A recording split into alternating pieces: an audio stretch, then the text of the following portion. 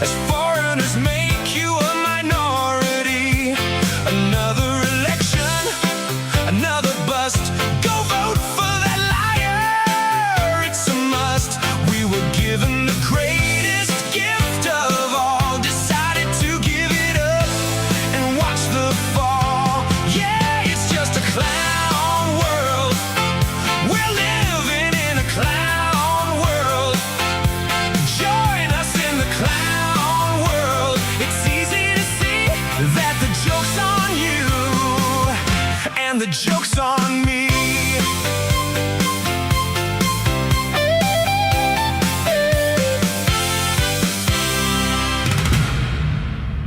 Ladies and gentlemen, welcome into this May 27th, 2026 transmission of the Owen Report. You're tuning in to see your favorite lovable fuzzball today. That would be me. Yeah, that's what it is. Did you guys catch the press conference today with Trump and his cabinet? Yikes. Yikes. We got some clips from that for you today. Well, the ballroom, not going so well. The reflecting pool, yikes on the reflecting pool. We're going to take a look at that. We got another economic chart that tells you where things are at. And then we combine that with a couple of headlines today. We do have some other political news. It really is tough. It's tough to be an American patriot. It's tough to be a principled conservative and watch all of this happening. I've got a segment we're going to do today, the delusion of MAGA, or the delusion of the neocons, the delusion of the boomer cons, however we want to put it. The delusion that they're currently under is on full display. And I've got a couple examples, but specifically an important example. You may have seen last night, there was a clip of Sebastian Gorka where he's on some show, Adam Morrow or Alex Morrow, I think is the show it's on. And he's insulting Nick Fuentes, and he's talking about how, he's winning. It's actually the perfect clip to present that shows the delusion that MAGA is currently under. Total delusion. I've got a couple examples, but that is the perfect clip, what Gorka said today. And so we're going to spend some time and break that down. I almost shot a selfie video last night in response to it, and then I realized there's way too much to unpack here. I'm just going to do it on the show tomorrow. So a big segment on the delusion of the neocons, MAGA, and the boomer cons today. We do have some other political news. The reason why it's so hard, as I was saying, to be an American patriot today, to be a principled conservative today, because there's really nowhere to go. There's really nowhere to go politically. You're kind of just abandoned in the current political world. You're told that Trump represents you. That's what you're told. Most of you don't feel that way anymore. So this is the demand. They just tell you, no, Trump does represent you. So they want to speak for you now. They want to think for you now. All the earmarks of a cult. But no, you just don't feel represented. I've got Democrats today. They're banning guns. We're going to talk about Tallarico, the guy running for Senate in Texas. And there's something important I'll express while I'm covering this. Republicans see this picture of Tallarico, and they look at Beto, and they look at the one that they ran before, and they say, what is this beta, soy boy, quirky, lanky, white man that the Democrats keep running for Senate in Texas? What is this? Believe it or not, that's actually popular with Democrats in Texas. I don't know what it is. The Democrats' internal think tanks, the Democrats' internal polling, for whatever reason, soy boy, quirky, lanky, white dude pulls the highest with Democrats in Texas. I don't know what it is. But that's why you keep getting this. So the Republicans look at this, they say, well, this is unelectable. No, that's what Democrats like. I don't know. I don't know what else to tell you. I know it's hard to believe that people think differently than you, but that's the reality. So we're going to take a look at that. Wow. On the data centers today, we keep seeing this trend. We had it here first. We keep seeing this trend. The Democrats are starting their campaign against the data centers. And the Republicans today are on the other side of the spectrum. So it's just like what we said yesterday, and now it's come true in 24 hours. That's how quick the turnaround here is. So we're going to look at that. I got a couple of weird ones today at the end of the stack. We got a little bit of a geopolitical stack, but mostly we're going to look at Trump today, the things that were said in the press conference, and then look at the battle ahead for the midterms. And Trump said, hey, I don't care about the midterms. So I don't know. I don't know what this thing is. We're going to attack the people in the podcast world. We're going to attack the people in the independent media. We're going to attack the people on X that aren't totally loyal to Trump because they're going to hurt the midterms. And then here's Trump saying, hey, I don't care about the midterms. Oh, well, so I guess that's our fault then, right? I mean, obviously, that's how that goes. So all of that coming up on today's Owen Report. We are brought to you today by Cove Pure Water Filtration Systems. Guys, did you see this study? I don't think about this because I don't have a pet that drinks water. My turtle lives outside in the pond. The tortoise doesn't really drink water. Whatever is in the food, water-wise, that's his water for the day. Or he'll absorb some if it rains. So I don't really think about the water that my pets drink. This might be something you need to think about. There was a study that came out. Let me pull this up here. Cats who drink filtered water live longer. Risk and protective factors for cats with naturally occurring chronic kidney disease. So this was some abstract study that they did with cats and filtered water. And they found that cats that drank filtered water live longer. Again, I don't have pets, so I don't think about this. Do you have pets at home? Are your pets drinking tap water? Can we stop that? For the sake of your pets. Don't you love your pets? For the sake of your pets. Damn it. Get a water filter. It might extend their life. This is just the science. I don't know. You claim you love your pets. Are they drinking tap water? Come on now. Treat them with a little bit more dignity and respect, would you? Would you do that for us, please? We're begging you. Begging. All you got to do is go to covepure.com/Owen. Now, you by now know all the toxins that are in the drinking water, and you probably don't want to drink it yourself. Can't blame you. I'm the same way. That's why I have a Cove Pure water filtration system. The reverse osmosis filtration gets rid of 99.9% of contaminants, but this is where Cove Pure separates itself from the rest. Not only does it get rid of all the contaminants, it then realkalizes the water before you drink it. How do you like that? Bring your water filtration to the future with Cove Pure water filtration systems. And may I remind you, for your pets, come on, guys, for your pets, all you got to do is go to covepure.com/Owen. And right now, for my listening audience, $250 off your Cove Pure water filtration system. You heard that right. For my listening audience, $250 off at covepure.com/Owen. Turn my system on.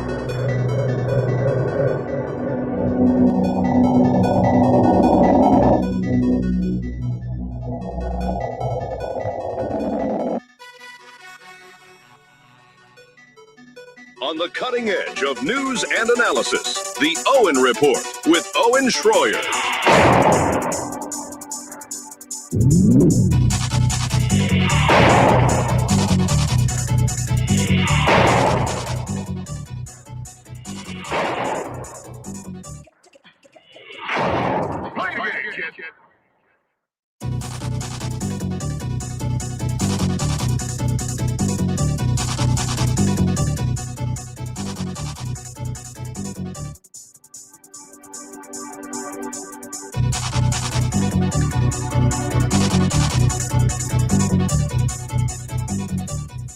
All right, guys, let's take a look at this.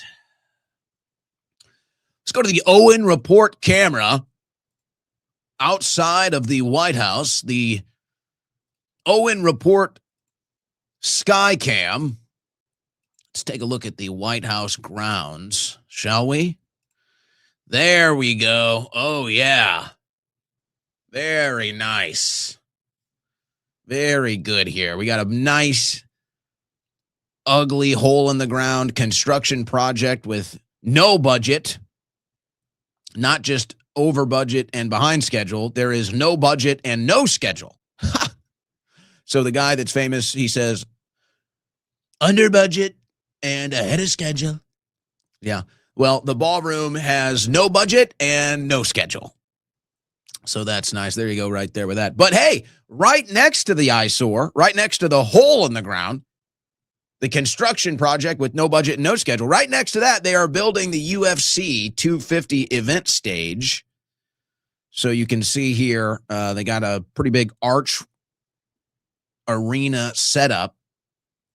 I don't know if they're going to put a canopy over that or not. They put some renderings up online, but you can never really trust these renderings. But that's a pretty good image of where we're at here. Pretty good image. Yeah, we're building the bread and circus over here. No problem with that. We're going to make sure that gets done. Whatever the deal with this ballroom over here is that we decided to destroy the entire East Wing to build, well, I don't know. Nobody really knows. Kind of sums it up. And apparently the reflecting pool is having an issue. This is tragic. For all the world tourists that come to see it, did Trump pick the right blue for the reflecting pool? We ask a pool guy. Oh, and a pool guy. Yeah, I'm a pool guy. I wasn't asked. Are you a pool guy? Who isn't a pool guy? Who isn't a pool guy in July? Everyone's a pool guy. Old Glory blue, American flag blue. Let's reflect on all the shades while a federal judge mulls aesthetic injury in the president's latest decorating flourish. No, that's a real thing. Somebody has sued. They claim that the reflecting pool, one of the construction workers, can you imagine the lawyer that gets this job? A worker has sued claiming that the paint that was used was too reflective and it blinded him and caused a workplace injury. This is dead serious. This is dead serious. And so now they might have to change the color. So they don't even know what color it's going to be. Can't wait. Can't wait to take a swim in the reflecting pool. Reflect on things. Reflect on how the administration has gone. And you know, if that reflecting pool happens to blind me and I end up drowning because I can't swim because I'm blinded by the paint, somebody will certainly sue in my honor. That's how we're going to handle that. No, let's look at this economic chart. We had on Tuesday, I showed you the chart of the S&P at its record peak and consumer sentiment at its all-time low. And that's a pretty good indicator of where the economy is at right now. It's the haves and the have-nots. That's the state of the economy. There's a lower class that lives paycheck to paycheck that is the vast majority of the country. And then there's the people that actually have enough money where they can have capital and invest and grow. Most Americans don't fall into that category. So that's what that graph on Tuesday represented. We have a similar graph today. The top 10% of U.S. earners account for nearly half of all consumer spending. Let me zoom in on this. Let's get a better view of that, shall we?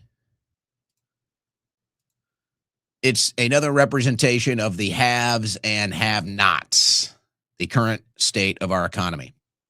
So this is the spending gap. The top 10% are responsible for the most amount of spending, at least in recent history. So this is since 1990. So we're talking over 30 years of data here. And wow, look at that. Look at that. You go back 36 years. You know,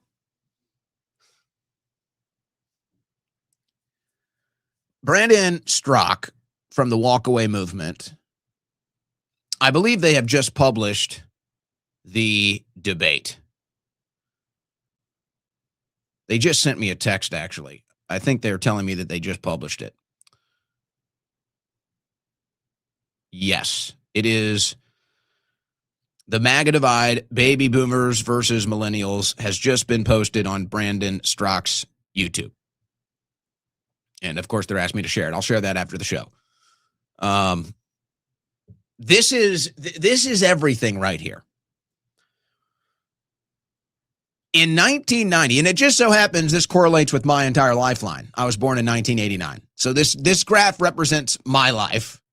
And this is where our frustration originates from, because I have had to witness this. I have had to live this reality where the spending in this country used to be done by the middle class. Most of the spending, most of the consuming, most of the capital in this country in 1990 used to be with the middle class. And my generation, this is why we are so frustrated. We have lived the complete inversion of this graph. So it used to be the vast majority of the people spent the vast majority of the money, had the vast majority of the money. Now, the vast majority of the people don't have any money and can't buy anything. And this is a total inversion of where it was when my generation was born. This is what we've witnessed. This is the source of our frustration. This is why so many young people feel like they have no hope in finding their American dream. No hope in getting into the homeowner category, into the asset column, having capital to invest and expand a portfolio. It's this right here. And we have lived through this. And this is the source of our frustration. Now, that's a generational issue where I talk about the people that have lived since 1990 that have seen this complete inversion of going from a middle-class strong country into a have and have not country, which is where we're at now. We've had to live this and experience this. But that aside, it's just more, it just shows how out of touch the people that are talking to Trump or Trump himself, the administration, and they're trying to sell this golden age, and they're trying to sell that this economy is a success and it's something to be proud of and run on, and it's simply not true. And you can't even find the people outside of the donor class that are experiencing that. They bring a grandma to deliver DoorDash to the White House. And they say, look, Trump's creating jobs. That's a damn grandma. She's on Social Security. And the economy is so bad, she's driving around in the service sector as a food delivery woman. Hey, you work a service sector job, driving, whatever it is, more power to you. Salute to you. Everybody should work in the service industry at least once to get that experience, I believe. But do we really think it is a good measure of success to say, hey, look, grandma's delivering DoorDash, and that's what the White House does, and then Trump, pulls out his billfold stacked with hundreds, gives her a tip. It's like, see, we're doing great. That's your image right there. This graph is your image. Trump pulling out a stack and giving a grandma $100 for delivering, a Big Mac. Yeah, that's about the state of the economy. Sorry, I don't really think that's a success story. And this is where everything is condensing into, by the way. This is where everything is condensing into in the service industry. And now what is going to happen when AI takes over? We already have the robo-taxis in Austin. We have robo-taxis. We have Waymo. We have all these automatic cars running around now. We've got these automatic coolers. You seen one of these things? They put coolers on wheels now. Yeah. Sounds fun. Take it for a ride. They're putting wheels on coolers and a little AI device computer there, and they're sending the cooler out to deliver your fried chicken. Or I guess it might be a portable oven. They got your pizza, thick crust, in the cooler with wheels, or the oven with wheels. So what happens? You're condensing this workforce into the service sector, and then the biggest service sector jobs are all about to be automated out of existence. Now, I'm going to come back to this. We have an AI stack today. It's crazy. If you were tuned in yesterday, this is happening so fast. It's happening so fast where we're headed towards the midterms. But I've been saying the Democrats are going to take the foreign policy platform and win. The Democrats are going to take the data center AI policy platform and win. And now it's happening rapidly. And you're starting to see the pushback from Republicans. We had some of that yesterday. We got some of that today. So I'm going to get back into the AI stuff. But the reason I bring it up now, some of the people in the AI industry are being honest about this. And they're saying, no, by all metrics, the AI robotics are going to take over all of these industries. It's going to take over everything. And it's kind of like, well, duh, when you play this thing out, if you have that ability to think 2, 3, 4, 5 steps ahead and watch things play out, if you have the quantum computing in your head, you can see that. That's obviously the case. And then you have people like Elon Musk. We have a clip of Elon today. Then you have people like Elon Musk who are kind of honest about it, but they provide the safety net of you're just going to have a universal basic income. So it's like, okay, yeah, we're not going to lie and say that robots aren't going to take all of these jobs, but don't worry, when a robot takes your job, you'll qualify for a universal basic income. So that's like the half-honest approach. But no, I've got a clip from Anthropic, I believe CEO, who says, no, every metric that we have here shows that once the AI robotics take over, your jobs are gone. Your jobs are gone.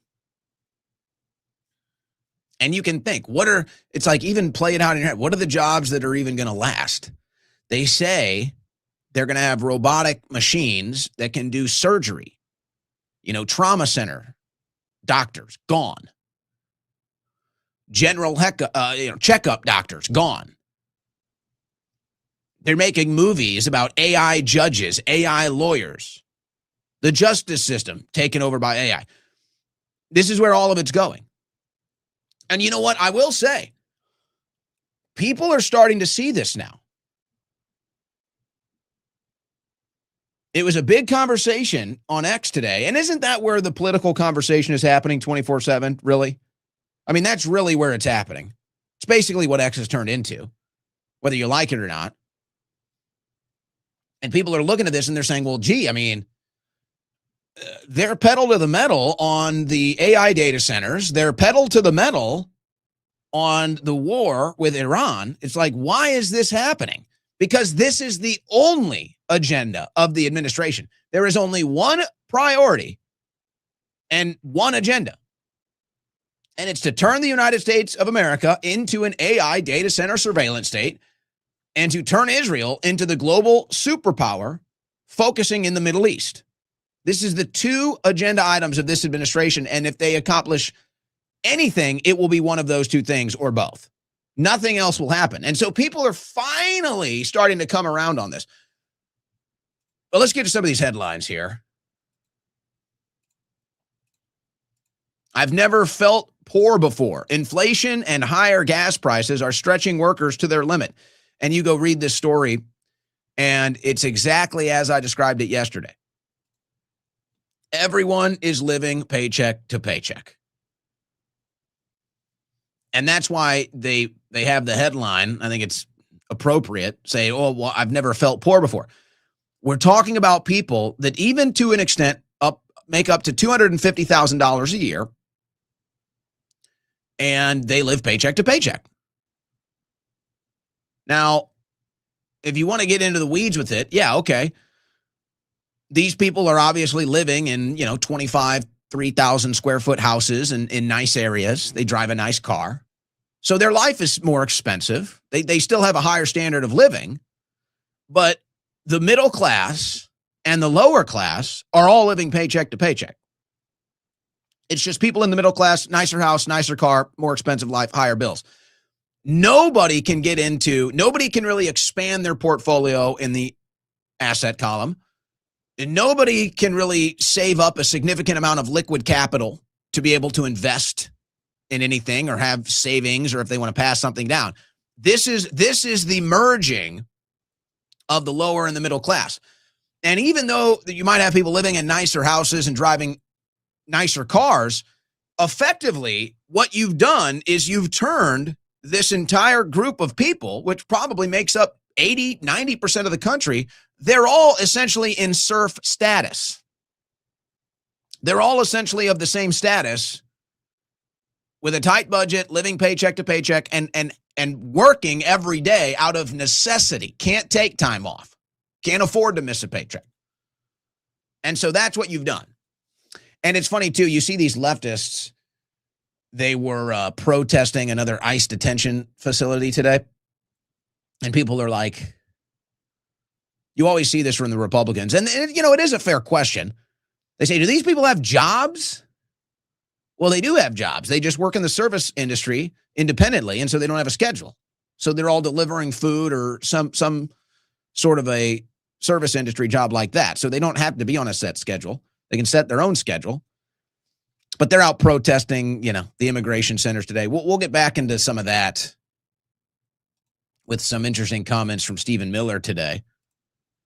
Americans are about to pay even more at the grocery store. And you may have seen this in the political conversation today. And this is all, prediction markets. And remember, the markets don't always get everything right, guys. They don't get everything right. If you recall, at the end of the show last night, I said Las Vegas as an underdog, that's a joke. So even the sports gambling markets sometimes have a big swing and miss. So it happens in these new political prediction markets too. And the big one comes out today, and it's like 55% chance that gas prices will be lower this summer. And all of the MAGA cheerleaders are sharing it, saying, we told you so. We told you gas prices would come down. We've been saying for months the gas prices would come down this summer. Ha ha, we win. We were right. And I'm sitting here, I'm like, hold on a second. So you're actually admitting that you were wrong. You've been saying that the gas prices would come down for over a month, and they haven't. They're up. And now you're sharing a prediction market poll that has the odds at like 55% that they might come down this summer. So there's no guarantee of that. And they're doing a victory lap like, oh, gas is cheaper now. Oh, look, we got it. Cheap gas during the summer. Hey, we all want cheaper gas this summer. All right. And this is part of the delusion.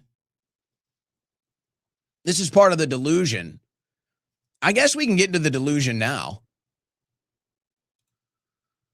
And we can go back to Trump in the second hour. So since we're on delusion, let's get into the delusion now. And we'll go back to the Trump clips in the second hour. Actually, you know what? We got Viva Free on in the second hour today. So let's do the delusion, because this is actually going to work into what I'm going to talk to Viva about. And we'll go back to the Trump clips later. So they're sharing this. They're saying, see, gas prices are going to be lower this summer. No, the prediction market poll means nothing. And the gas prices are up over $1. Last I checked, year over year, gas was up $1.37 a gallon. Now, that's an extra $250 in somebody's budget a month.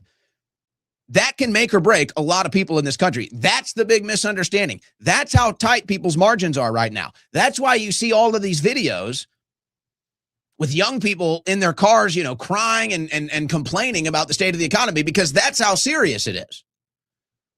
And it's like you're already sacrificing to the point where you don't feel you can have any fun. Now you're wondering, do I start cutting into my grocery budget? Do I start cutting into my driving and gas budget? And so when you see these people celebrating the idea that there might be cheaper gas this summer, it's part of this delusion. Let me bring up some other examples. And then the big one is a Sebastian Gorka clip from yesterday. So here's a big Trump cheerleader, Mila Joy, one of the biggest Trump cheerleaders. She's usually one of the first on the field to wave the pom-poms. She says the next Congress will not have Al Green, Jasmine Crockett, Dan Crenshaw, Eric Swalwell, Mitch McConnell, Nancy Pelosi, Don Bacon, Jerry Nadler, Bill Cassidy, Thomas Massie, John Cornyn. It's called draining the swamp. This is such delusion from Mila Joy here. Boomer delusion here. First of all, this is what voters did. Voters voted, and these people are out of office. So that's from the voters. Okay? Now, if you want to credit Trump anywhere, congratulations, he got rid of Thomas Massie. That's really it. If you really want to break this down, the only thing Trump influenced on this list is Thomas Massie. Cornyn was going to lose to Paxton anyway. I did the election data on that after the first primary when Cornyn couldn't scratch 50%. And I said all of Hunt's votes are going to go to Paxton. He's going to win anyway. So Paxton would have probably won without Trump's endorsement. Might have been closer, but Paxton would have won either way. So really all Trump did here is got rid of Thomas Massie, who's the least swamp creature. So not only is this has nothing to do with draining the swamp, the only thing Trump influenced here was getting rid of Thomas Massie, and that was one of the last people left in Congress that wasn't a swamp creature. So you've also inverted the reality here. And she says, this is draining the swamp. And so here it is. Here's the delusion. You really think this is draining the swamp? All of these politicians are going to be replaced by the next politician who's going to be the exact same thing. This is not draining the swamp. I said, the swamp is the deep state that keeps us in wars, in debt, under surveillance, and in a constant struggle to maintain our republic and the Bill of Rights and Constitution along with it. Not sure what aspect of that deep state has been drained. So no, congressmen leaving office, which happens every election cycle, is not draining the swamp. Not even close. This is their delusion. And here's another example of it. I'm just bringing this up to show you that they're all saying it. Benny Johnson, lessons of tonight. This was after Cornyn lost. Again, Cornyn was going to lose anyway. The numbers all showed that. And Trump was probably smart enough to know that, and he endorsed Paxton because he didn't want to endorse a loser. Why do you think Trump waited so long to do it? And so they say, oh, Trump has endorsed all of these Republicans in the primaries, and he's won every single one. Well, everybody knows it's the easiest pick, especially in a House race.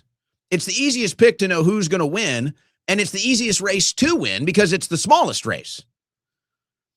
But fine, if you want to say Trump now controls the Republican Party, okay, so congratulations, the Republican Party sucks.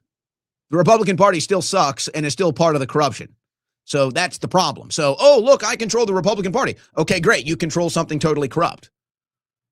But that's the argument here. The problem is they're leaving out the most important detail. Democrats are undefeated in special elections since Trump was inaugurated, including in his own district. They flipped a seat, and it was like a 20-point flip. for Democrats. So, okay, congratulations. You're winning primaries. You're winning House races, the easiest thing in politics to win, especially when you've got an unlimited funding in AIPAC. This is the easiest thing to win. You're literally 0 for 13. Republicans are 0 for 13 against Democrats since Trump was inaugurated. And guess what? In the midterms, Republicans aren't running against Republicans. They're running against Democrats, who they haven't beat since 2025.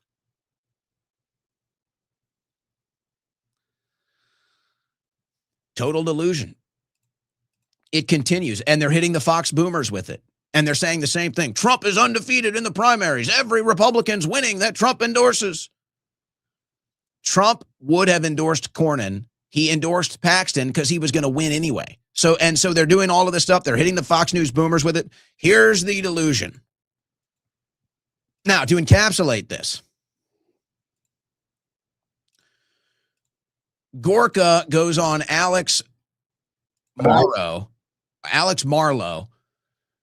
and this really encapsulates the total delusion of whatever is left of MAGA, whatever the new MAGA coalition is, the boomer cons, the neocons, all of this. This is their great delusion, and it's perfectly encapsulated in this 60-second clip from Sebastian Gorka. Let's break it down. Do you want to clarify for the record, are he and Nick Fuentes on the terror watch list? Because I read a lot of reports about that based on the show, and you didn't say that on the show, and yet I read that on the internet that you said it on the show, and I just want to be crystal on this. Yeah, I guess English is challenging for some people. I said neither of them are. You're the one English is challenging for because you're a foreigner and you speak broken English. Part of the conservative movement is what I said. Right. And when you have Fuentes saying, I'm a Democrat on his show. Fuentes, so you're the one that can't speak English. But let's listen to what he says about Fuentes here and explain why he's completely delusional. I'm a Democrat on his show. I think that kind of. Right. And when you have Fuentes saying, I'm a Democrat on his show, I think that kind of explains why he's not MAGA, let alone a conservative. Okay, now let's break this down because this is so key right here. Do you think calling someone a Democrat means a damn thing today? It means nothing. It means nothing.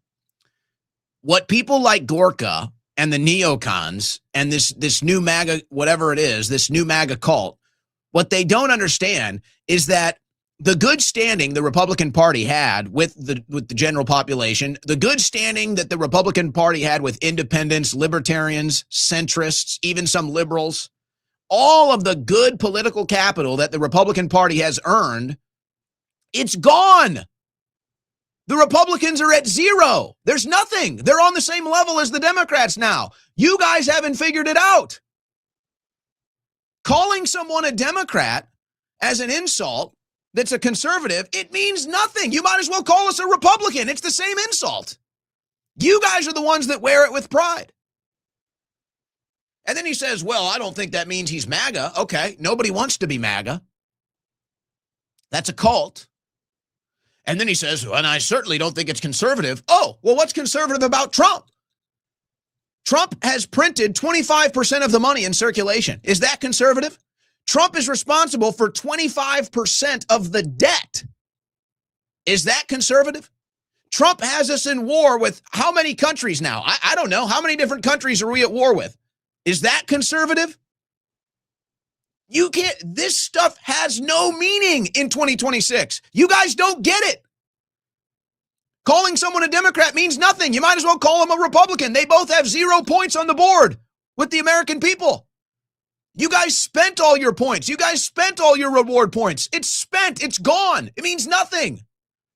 Oh, he's not a conservative. Again, means nothing. You guys aren't conservatives. You guys don't conserve anything. Trump is the farthest thing from a conservative. These things mean nothing anymore. A Democrat means nothing. Not MAGA means nothing. Not conservative means nothing. These things mean nothing. And they just haven't figured it out. Now, here's why. Here's the actual psychological reason why they haven't figured this out. Politics is mostly a battle for the middle ground. You have the left and you have the right, Democrats, Republicans, however you want to call it. They're always going to be on the left or the right. They're always going to be a Democrat or Republican. And that's never going to change. They're always going to vote for their side. They're always going to fight for their side. And this is where I usually like to make the 33 argument. So you've got 33% that's going to be on the right no matter what, 33% that's going to be on the left no matter what. And they basically fight over the 33% in the middle, who are, generally speaking, independent thinkers, don't like really either party, principled on stuff they care about, maybe sometimes left, sometimes right, libertarian types, sick of the whole system type, dissident types, anti-establishment types. This is the 33% in the middle that the left and the right fight on to convince them to vote for their side in every election cycle. So at the end of the day, really the most important people to the entire democratic process are the people in the middle, because the people on the right and the left, they're not moving. They mean nothing, actually. It's the people in the middle. So here's what happened. In the last 10 years, the people in the middle, they actually got behind Trump. And the people on the right hated it.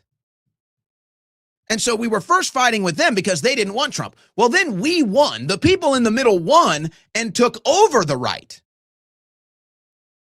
And so people like Ben Shapiro and Mark Levin and Sebastian Gorka and the rest of the Never Trumpers, Dana Lesh, all the Never Trumpers, the swamp creatures, we beat them. We took over the right. The middle took over the right. Well, now it becomes the big MAGA coalition, and now it just becomes right. Now Trump runs the Republican Party, and it's just dyed-in-the-wool Republican GOP politics. And Gorka, this is the delusion, Gorka thinks he won.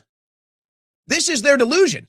The Shapiros of the world, the Levins of the world, the Gorkas of the world, you name it, you know who they are. They think they're the reason why Trump won. They think they're the reason why Republicans are winning. They think they're the reason why young people voted Republican, black people voted Republican, Latino people voted Republican. They think they're the reason that right-wing politics got popular all of a sudden. Well, this is something that happens, it's well studied in human psychology. People that are around success end up thinking that they earned the success. So you're around somebody that's successful and, making it in life, whatever. There's a human psychology where all of a sudden you think you did that. All of a sudden you think someone else's success is your success. And so this is where Gorka is at. Gorka thinks Trump is popular because of him. Gorka thinks right-wing politics, Republican politics are popular because of him. He doesn't understand, no, it's because of us. But what always ends up happening is eventually they think that they're responsible for all the success, but then they're standing alone and they no longer can achieve success. And they realize it was never theirs to begin with. But that's Gorka here. He's running around thinking he's the cool one. He's the reason people are having success. Total delusion. Total and complete delusion. And they just haven't figured this out yet. And they're hitting this confirmation bias of, oh, look at the primaries. You're not running against Republicans in the midterms. You're running against Democrats who you haven't beat since Trump was inaugurated. You guys are in delusion land, and you're about to find out the hard way. You're not the reason why Trump got in office. We are. And you're about to find out the hard way.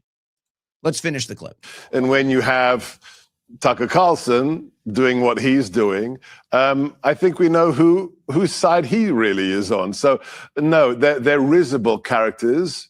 They're laughable. And let's talk less about them because they don't deserve the attention of serious people. I remember in the first administration, we did a lot of talking about, serious men. America will be saved by serious men and women who love this country. Neither of those individuals do. They love one thing: filthy lucre and clicks. That's about it. Nice, Sebastian. Nice. Let's see how that one plays out for you, buddy. You're listening to the Owen Report on the Win Network. All right, guys, you need a new backpack. You need a new dry bag. You need a new concealed carry bag. You need a new crossbody, or as it was once popularly known as, the fanny pack. The fanny pack is back, by the way. Very popular with dads. Very efficient, by the way. So if you're in the market for a new backpack, concealed carry bag, fanny pack, or dry bag, check out my friends at Silent. That's SLNT, Silent, slnt.com/Owen. Now, here's why Silent is so cool. Not only are the bags sleek and efficient, they also come with a military-grade technology. You heard that right. Military-grade technology. What are we talking about? Well, when the military doesn't want to be tracked and traced and have GPS scanning all the time and monitoring them, they use Silent technology.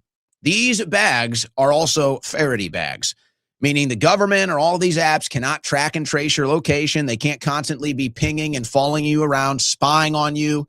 This shuts it off. Not to mention, as we're learning more about the dangerous waves that come off of these devices, your laptops, cell phones, everything else, it can also block that from harming your body, or I don't know, your kid's body when they're carrying one of these bags around. So if you're in the market for a new bag, slnt.com/Owen. Check out their backpacks, check out their concealed carry bags, their crossbodies, their dry bags. Check them out.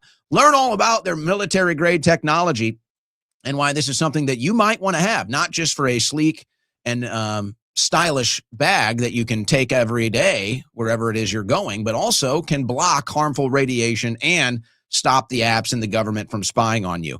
Check it out, slnt.com/Owen. That's slnt.com/Owen. And right now, for my listening audience, 15% plus free shipping on qualifying orders. You heard that right. 15% off plus free shipping on qualifying orders at slnt.com/Owen.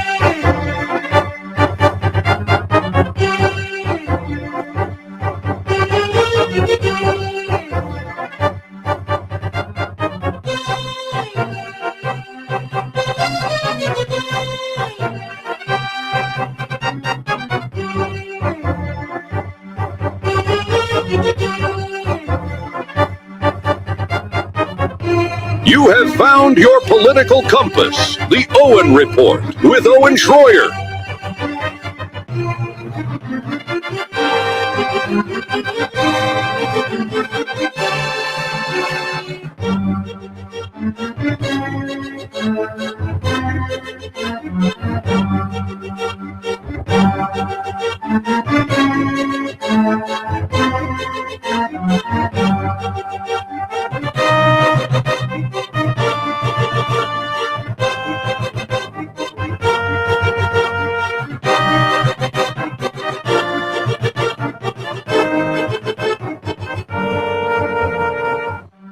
All right, I want to intro this hour as we are joined by Viva Free here coming up in a second. I want to preface this because I've been monitoring his social media. I'll pull this up for you guys.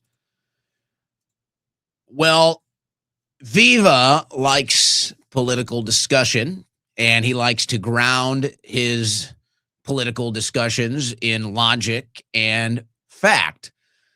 And you start to run into a problem when you're conversating now with MAGA and you are looking for logic and factual consistency. Now my introduction here, and I'll bring Viva in now. I'll share some of this from your social media as we talk here, Viva, but this is why I wanted to bring you on today, because I think that you're experiencing something that quite a few people have actually gone through in the last couple of months. Would you agree with this statement? And I might be in a more of an extreme position than you to make a statement like this, but I will ask, do you agree with this statement? The hatred and vitriol that you get from MAGA now is worse than what you got from the radical left, say 5-10 years ago. 10 years ago, I don't know. Let me make sure I'm in the good microphone, Owen. Okay, it's a tough question to answer because it might be from a handful of people. I'm noticing the same type of vitriol, like the same idiotic, reflexive. Um, you know, there's a segment on the, call it the far right or the far left, where everything is identity politics, and the meme that they have out there, silence Jew. Like there's it's kind. I mean, I admit sometimes it's funny when they say shut your face but the reflexive. Dismissing anybody's opinion if they've reduced them to, their religion. And you saw it on the furthest of far right, for lack of a better word. The irony is that you're not even seeing it from the Nick Fuentes crowd anymore. Nick Fuentes seems like he's gone more middle ground. When I see the standard reflex to what is legitimate political discussion, shut up Canadian. Like, they may as well be saying silence Jew, because it's no different to dismiss somebody based on national origin than on religious origin. And no one's ethnicity, no one's religion, no one's country of origin has ever strengthened or weakened an argument. It might give you an idea as to why they come from where they're coming from, but it's never a response to an argument. And the amount of times I've been seeing it now in the most vitriolic, like tagging Marco Rubio, for visa issues. You remember the left was saying denaturalize and deport Elon Musk. And the right was rightly saying, you guys are lunatics to want to denaturalize and deport someone for their politics. It's not like an Ilhan Omar case where the argument is being made that she lied on her visa application and therefore it's, null ab initio. This is like, hey, when the left was saying denaturalize, deport Elon Musk, the right was rightly up in arms. And now the same tactic as a reflex. Now, I don't know if they're real people. I don't know if they're bots. I do know I see it from accounts that I know are real and from some of their followers. And it's extremely, extremely depressing, disconcerting, where it gets you basically to want to just, it gets you to want to shut up or at least just leave the platform, because you realize that people who you thought were good faith actors are just sycophants who will turn as nasty on legitimate righteous criticism as they do from their political enemies. And yeah, I've seen it. I mean, I don't know if it's more or less. I'm just shocked to see it at the levels that we're seeing it, and to their own detriment. Like, shut up, Canadian. But my perspectives were great when you agreed with them. And when I sat there defending Trump in Russiagate, for 3 years, in the first impeachment, defending him, taking shit from the left. And, people saying, what's a Canadian? Because I was in Canada at the time. Why is a Canadian interested in American politics? First of all, irrelevant. I just happen to be. That's not that's not a counter argument to what I'm saying.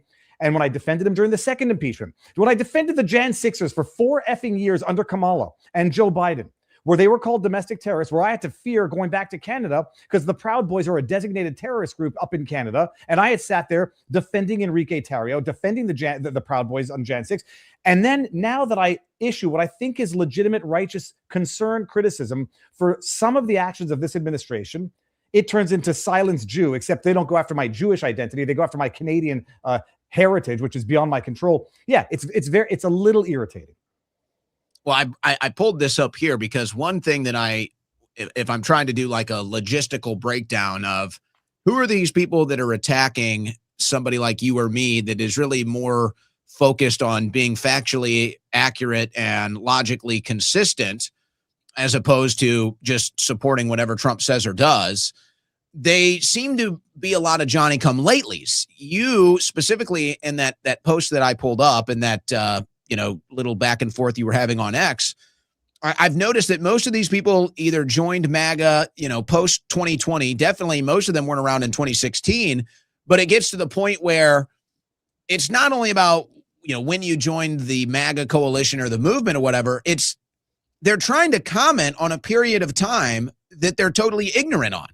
I see this happen with me, and I was way deeper into MAGA than you were, obviously, but I see this happening with me. And people are saying, oh, you were never MAGA. You were always a liberal, all this stuff. I'm like, it's not even worth responding to you if you're that ignorant. That's why I do wonder if these are bots that are just, coming in to sow discord, and I'm better off just not responding to them. Like, I'll have vocal disagreements with, Sean Farash, For those who don't know, he does the impersonation of Trump. But we get along. Not as mine. Okay, my impersonation is a little bit better. Trump said, he called me. He said, yours is too good, Troyer. You got to let Sean have something. He's got nothing else but impersonating me. Give it to him. Come on. I'll give you yours is good. I couldn't help myself. Yours is good, but Sean's is exponentially better. And he came on and we had a rational discussion about the Iranian war. But for people to say that I don't want to say I was ever MAGA. I mean, I'm not distancing myself from MAGA. I don't like groups. I don't like being part of a group. I like to be an independent. It's one of the reasons I have an issue with organized religion. I don't want to feel like I'm part of a clique, a cult, a group that congratulates itself by being members of the group. I prefer to be totally independent. When I defended Trump for over a decade, I look back, I wasn't quite as vocal in 2016, but I defended him and looked into Russiagate. It was garbage. I defended Trump every time he deserved it, not because I was MAGA, but because Trump was right and they were doing him wrong. I defended John Eastman, Jeff Clark, Jenna Ellis. I defended Jenna Ellis even after MAGA was turning on her, saying, this is not fair the way you're going after her. Jenna Ellis copped the deal in the Georgia case. And everyone's like, traitor. I was like, dude, you walk a mile in her shoes. I'm not going to fault someone for being, I say weak for lack of a better word, but striking a deal. And I say, you're not being fair. And then, then you start getting called out there. But you come out and say, I get called anti-Semitic, Owen, which is just the most insane thing on earth. Like, I love the fact that some people might not know that I'm Jewish. And I don't say I'm Jewish because when you say that, it's like, oh, you're part of the organized religion. You can't change where you were born. You can't change what family you were born into. And whether or not I believe in God and it's sort of a broader God than one religion, that people don't know that.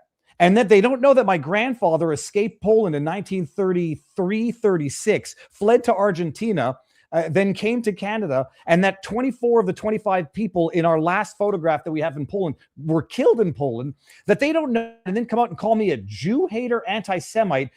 This is the level of stupidity that has become mainstream on the right for anybody who airs legitimate grievance. Now, there might be anti-Israel types out there, and I had a discussion with one the other day, and I'm not sure if she's going to publish the interview, but who reflexively and irrationally blame the Jews at large as a group and not individuals who happen to be Jewish or a state that is a Jewish state. But this is the level of vitriol and reducing people to identities to bypass any meaningful, logical conversation to their own detriment. That's what it is. I think you summed it up perfectly. It's bypassing meaningful conversation, intellectual debate.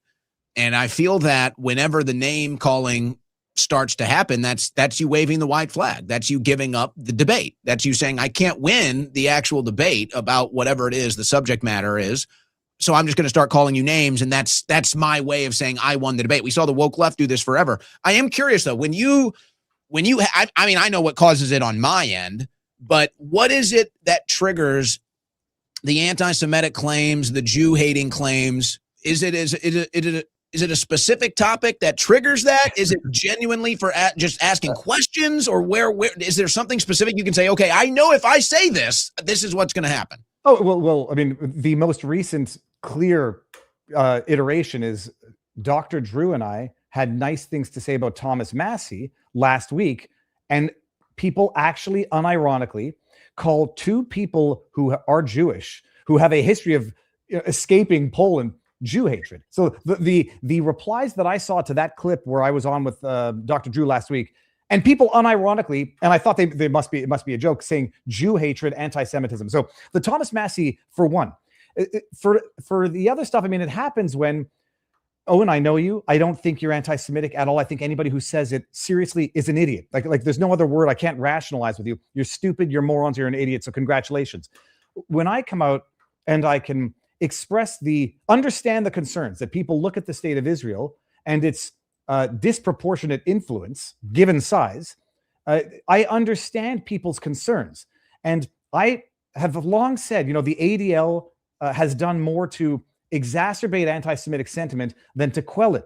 And I have long said that these laws to prohibit so-called anti-Semitic speech and to prohibit someone's ability or freedom to boycott any country that they think deserves to be boycotted, especially when it comes to Israel, it does more to exacerbate anti-Semitism than it does to quell it. And when I say things like that, then people say, "Oh, Viva, you're so they're going to ship you off in the trains just like every other Jew out there." And I was like, first of all, I know. And so maybe you should think about what I'm saying with a little bit more authenticity than me trying to cover my ass, because I'll never be able to cover my ass from those who might want to kill me for the fact that I'm Jewish. So like maybe it means that I'm more sincere, and you might want to think about it more, not write it off. It's like the catch-22. They say, are you Jewish? No, then you're an anti-Semite. Are you Jewish? Yes. Well, then you should know better. So they have it in their mind.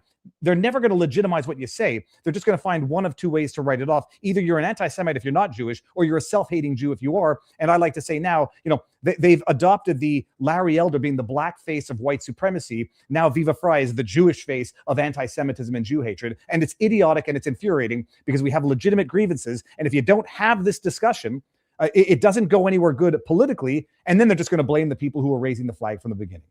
So to get this straight, you're not a self-hating Jew. It's one of those questions like do I have to come out and say murder is bad? Like, first of all, I to a flaw, I don't hate anybody for ideologies. And then people say, well, Viva, if you're not proud to be a Jew, then it's like, what does it even mean? Like, what is it? There's a culture and a history to being Jewish above and beyond the religion. Can I sit here and say that I believe in a Jewish God per se? I can say that I don't. And then what does that say? I'm not ashamed to be Jewish. It's on the one hand, the history of my family. It's of the culture that we were brought up in. But I when it comes to my belief in a God, I can't say that I believe in a Jewish God, because that would be a lie. I'm still struggling with whether, I'm fairly certain I'm becoming convinced in intelligent design, but self-hating, no.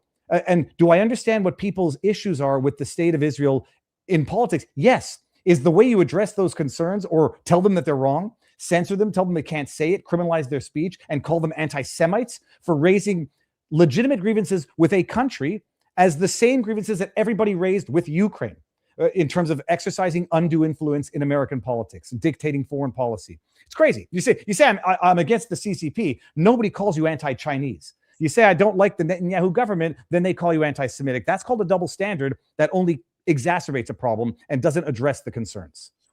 Wow. Well, do I want to go intelligent design today? That would be a curveball. I mean, we could beat the dead horse of the Israeli lobby a little bit more. Well, let me do this, because there's one more thing that I already had in my notes that I definitely wanted to bring up. You mentioned that interview with Dr. Drew. I watched that interview and I thought it was fantastic. I have to tell you, watching that, I felt like, okay, I need to consume more Viva. I need to consume more Dr. Drew. Like, that's what I came out of that with. I'm like, okay, I need more of this. This is good stuff. I thought it was such a great segment. And so when I went onto your social media, and I know that this has kind of been happening back and forth with you for maybe a couple months now, but when I went onto your social media after watching that segment and I saw that you were getting into the weeds with these people, I was like, okay, I got to get you on to explain it. It's so strange. Like you said, here's Dr. Drew, who's got a pedigree in the media, a pedigree as a good moral, right? It's like, he's like standard for good guy in the media. It's like Dr. Drew is about as standard as you get for, hey, this is a good guy in the media. And it's just like, you say one thing they disagree with and just flush it all down the toilet. Nothing matters anymore. What's truly astonishing, first of all, they also, I say, get a little dirty. They go back to Dr. Drew having supported the jab or having promoted it with his patients. So they start to use everything that they've ever not held against you. Now they hold it against you because they want to try to demonize the essence of who you are as opposed to respond to the argument. First things first, that segment, first of all, it was great because I think it was what we said was true. Thomas Massey, anybody who wants to say he's stupid is also just an idiot. Like, there's no response to that. Thomas Massey might be many things, and he might have been a grandstander. He might have been trying to make some political clout out of the app. Maybe. To call him stupid means that you are just trying to demonize a person so you don't have to address the substance of what they said. And I love it when people go, yeah, Thomas Massey was great on COVID. He was great on agricultural independence. He was great on medical independence, but he went off the rails on Epstein. People look at me and they say, Viva, yeah, you were great on COVID. You were good on the impeachments. You were good on the January 6th. You were good on the Georgia indictments. You were good on the New York Leticia James indictments. You were good on E. Jean Carroll. But my goodness, you've fallen off the rails with Thomas Massey.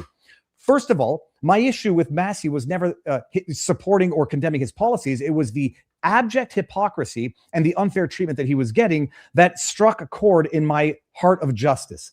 But when people say you were right on A, B, C, D, E, F, G, but my goodness, you're wrong on H, and they don't sit there and say, maybe I'm not quite as wrong as saying my opposition, my concerns about this conflict in Iran and the $4 gas, $5 gas, and the impact it might have on the midterms. My criticism is not coming from a point of wanting the Republicans to lose the midterms and 2028. It's coming from a point of not wanting Kamala Harris or her ilk back in power, because they would have locked all of us up for my support, in particular of the Jan 6ers.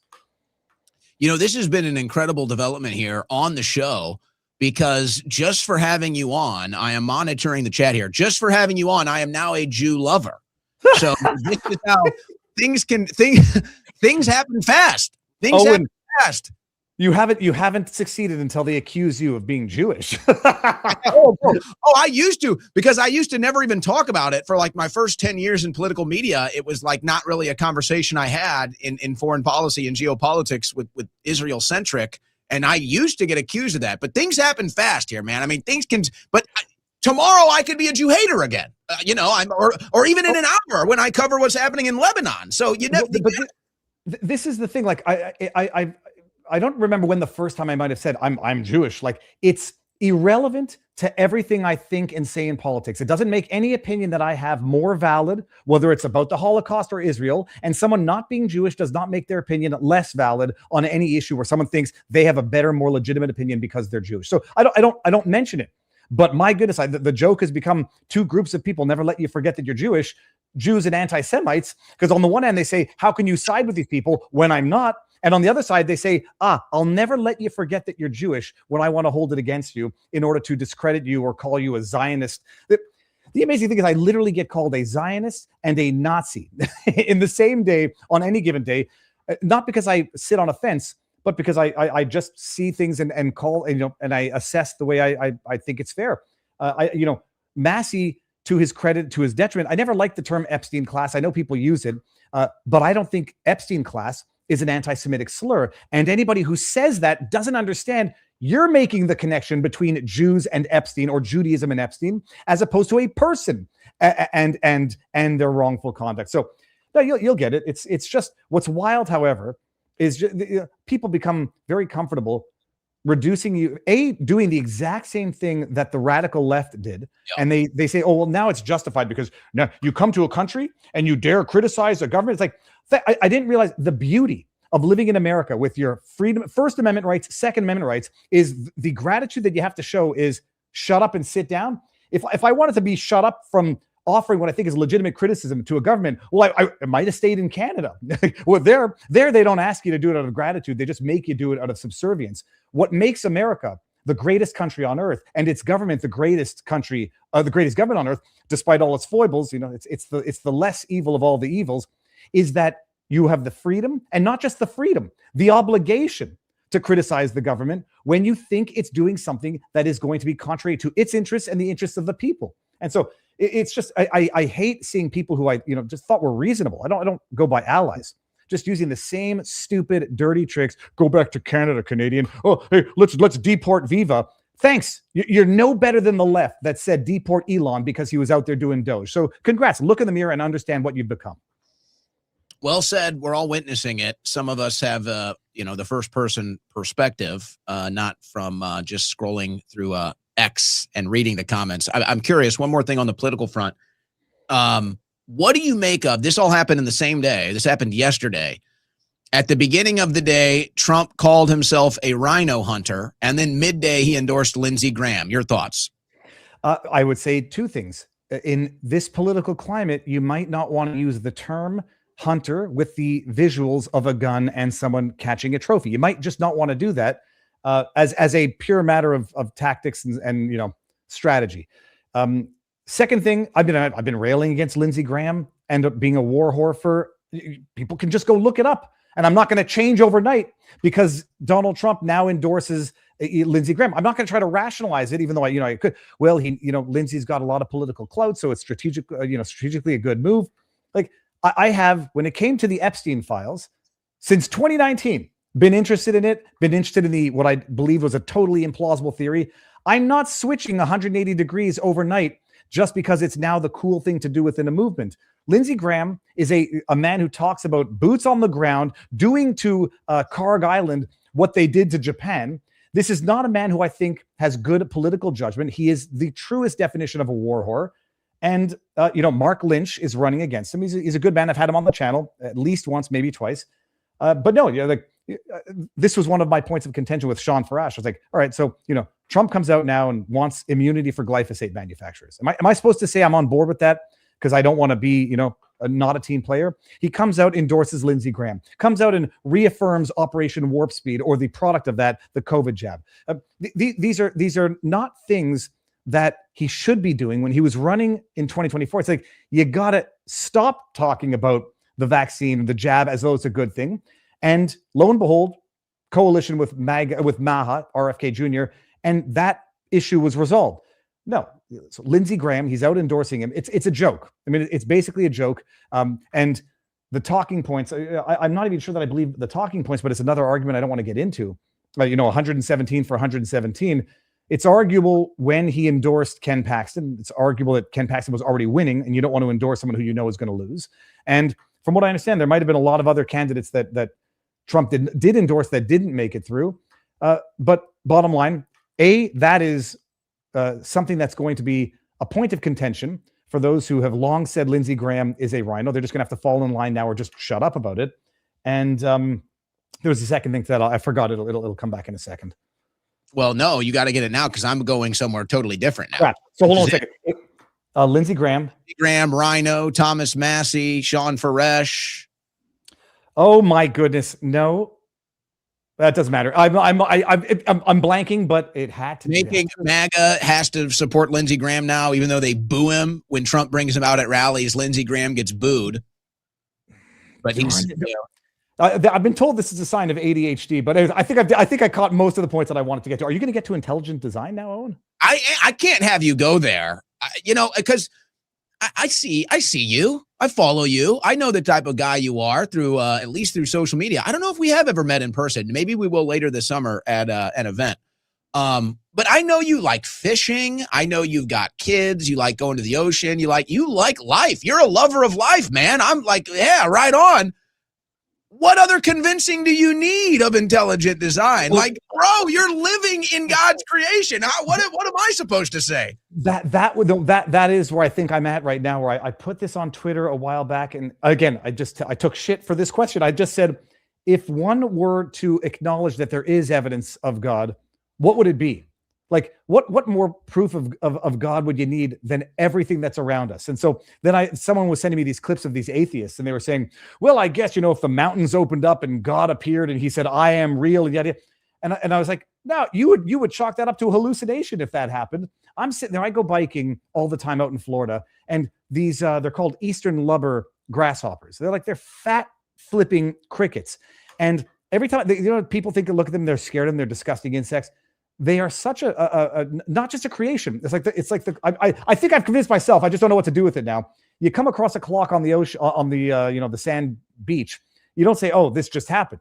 And I've come across this Eastern lubber. The legs move with like hydraulic precision. The thing is it's just the most. It's got this. It makes its music with its legs. It has a mouth that eats the aphids on the plant. And then it was a grasshopper after everything. I think it might have been the monarch butterfly, the caterpillars that we had in the backyard. When I saw those, and then you realize that the caterpillar doesn't make a cocoon; it makes the chrysalis out of its own skin, and then it turns into liquid in the chrysalis that then has a few cells in it that reconstitute the entire body of the butterfly. Yeah, and then it flies off, and then it remembers where it was born. My only thing about the argument against intelligent design.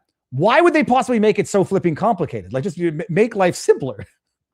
So, are you a amateur lepidopterologist? Is that what they called for the insect thing? That's for somebody that studies butterflies. We just got milkweeds at Home Depot, and they came with the caterpillars, and it is the most magical thing that I've ever seen in my entire life.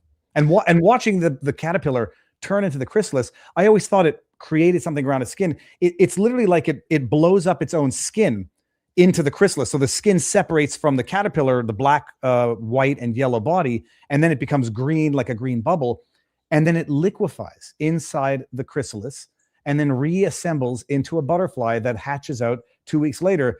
Yeah, you're right. I don't know what more proof you need. But now, Owen, here's my question to you.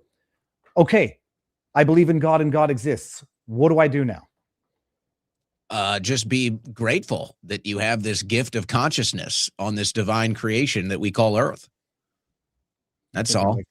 I can do that. But you've already been doing that. So now I think maybe you just appreciate it a little more because you realize that it is a divine creation and not just, a cosmic fart. Yeah, but then that's still gonna make me nervous about death. I mean, I've had a fear of death since I was a kid, and so yeah, no, I'm gonna. It's good. I'll digest this. Still frustrated. I'm curious though. Was it? I think this is actually relatable. Was it religion that kind of actually drove you away from what I like to call creationism? It's like because of issues in the different religious bodies and different holy wars over time and corrupt religious leaders like anything else. Is it that kind of kept you away from the concept of God or creationism? There's two parts to this. I've always been superstitious. And so to some extent, superstition itself is based in what is otherwise, when properly applied, I guess, a belief in some sort of divine power or power beyond your own existence. I know exactly what turns me off of religion. It's not unique to Judaism. It's just I grew up with Judaism. I don't like groups. I don't like clubs. And I don't like the experience of what is now fundamentally no longer religious.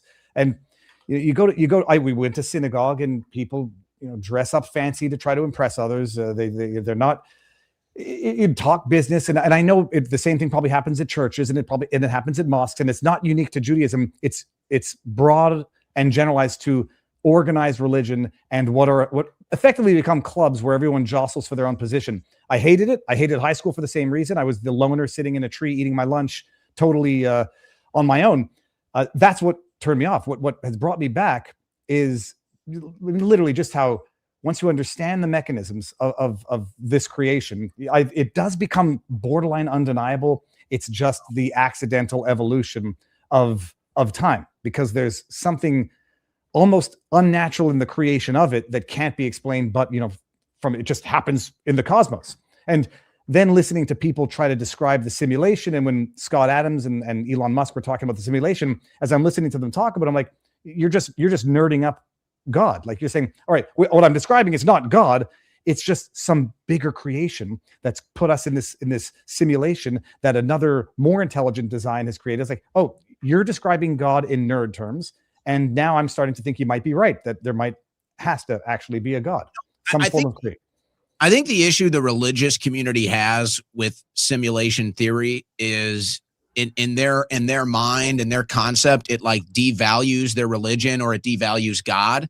So I think that's why they kind of get offended by simulation theory, even though I've kind of reached the same intellectual conclusion, which is you're essentially describing the same thing. You're reaching the same conclusion. You're just using different words to describe it, basically. Yeah, it's not God. It's a simulator. All right.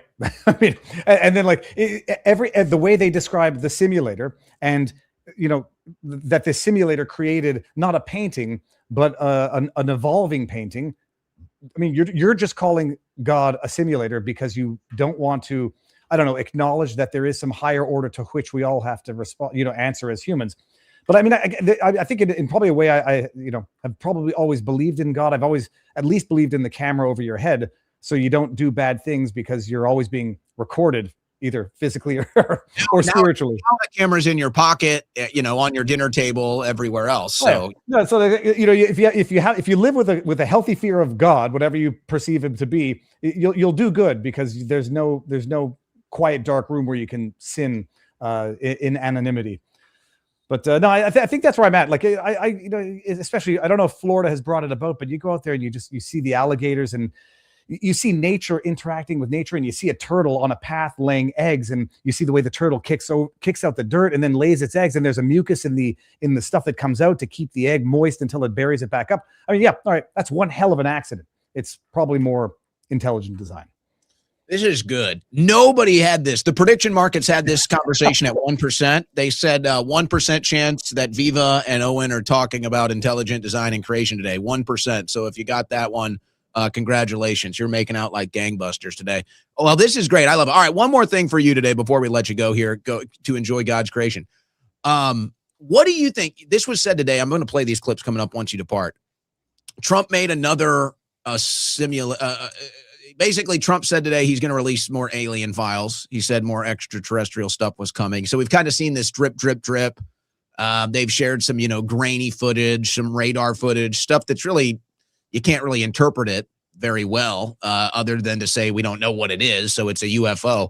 What do you make of all the talk of aliens? What do you make of this buildup of alien disclosure?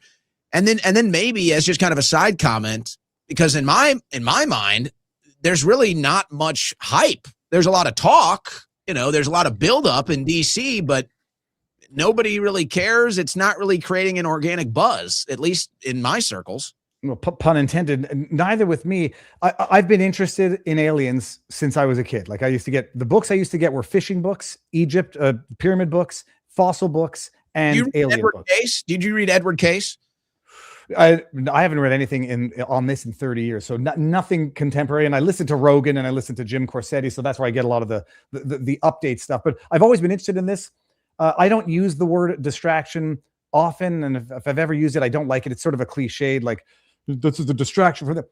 I don't care about the alien stuff. Thus far, what has been released has been nothing new. I mean, that's the problem, is nothing new. They've been talking about Tic Tac for decades. They've been talking about Roswell for decades. It does feel like something of a distraction. I also, it feels like it's being used as a distraction. During the first release of the tranche, there was somebody, I forget who it was, who, posted, "Thank you, Trump." And it was a video of an alien autopsy or something like that. I thought for a second that was in the files. I'm like, oh, that's good. It wasn't in the files. It was just some old, apparently debunked video. It feels like it's being used as either a distraction or an easy win to say now Trump is declassifying some of the extraterrestrial stuff. I don't care so much about that. I'm not going to hold it against anybody. You can walk and chew gum at the same time. I just want the government and this administration to get back to the basics. Not have Ted Cruz tweeting out, was it $4 or $5 gas in Texas that he tweeted out? I forget. I think it was $4.99. It was either $3.99 or $4.99. The bottom line, no, it was $3.99. And when it was $2.64 a year ago, like, get back to basics, get back to the stuff that was promised. I would rather have more actual accountability on the deep state aspects of things than alien disclosures. But if they show like it's going to be another one of those situations. If they show a video of an actual alien autopsy, nobody's going to believe it, period. And that's what I was going to say. It's like, I don't know. They're kind of, you're kind of in an interesting position. We'll use the alien subject for the conversation right now, but I mean, it could go anyway, really. We're in this age now where AI videos are so tough to discern. I mean, I like to think I got a pretty good AI detector. I'd like to think I could probably hit at a 99% rate. Maybe that's just me, high horsing myself. But others maybe struggle. Others maybe it's like impossible for some people to tell the difference between AI and what's real. And maybe it is an age thing, a generational thing. But regardless, what you just said is so true. If they release some video of, a green alien walking around or talking to Ronald Reagan or something, it's like, my first instinct is going to be AI. I mean, that's going to be my first instinct. It will be one of two things. Either it's AI or who cares. What the irony in all of this is, what would be more interesting than proof of intelligent life is the technology side of it. Like I guess the proof of biological, intelligent, foreign, alien life is itself only the relevant connector to the technology that would have allowed it to get here. So from the technology perspective, that's what's going to have the impact on humanity. That's what I'd be more interested in. It's like, do we have the ability now for interstellar travel? Do we have ability to ensure the survival of the human race? But if I see a video of a little green alien, to some extent, we know aliens exist because the second we got off Earth's surface, we became the aliens. And for those of you who don't know, 50% of the water on Earth came from meteorites. And you know that you have some form of life in water, whether it's tardigrades or whatever. So the only thing is it intelligent? And if it's intelligent, what technology does it have that allowed it to get here that could be used to ensure the future of humanity? And maybe, who the hell knows, come to some form of peace on this Earth so we can stop blowing each other up and killing each other. Well, yeah, and maybe that's why they don't want to come here. They're like, good God, guys, it's like blow us up. Or yeah, or gonna I don't know if the aliens are vegetarians, if they see what we do to cows, or maybe that's their plan to us at the end of the day. Maybe humans taste very good to alien life forms. Well, the one thing that was curious that came out of these documents, there was a claim. They're claiming there's 4 types of aliens that they know exist. This is the actual claim. There's 4 types that they know documented exist. There's a mantis, I think it was, a reptilian, the gray, and then the Nordic, which I guess is kind of depicted in modern pop culture, like in the movie Prometheus. It's just like a big, not even white. It's not even like a Caucasian. But it's like pure white, like almost transparent type of skin. And then I guess the theories are that there was some sort of a mixture between these different groups, or some people call Nephilim, whatever, fallen angels, and that's what created the human race, all of this stuff. But they do claim that there's 4 types. And then people even dug deeper into this stuff. And there's some ancient Brazilian culture that claims the Greys are actually living underground in Brazil. And there's an entire civilization of these Greys that are living underground. So there's definitely UFOs happening. I think that it's undeniable there's stuff happening in our skies that we don't know about. It could just as likely be government technology as anything else. But I am curious, because I've been a fan of aliens as like a science fiction thing, if nothing else.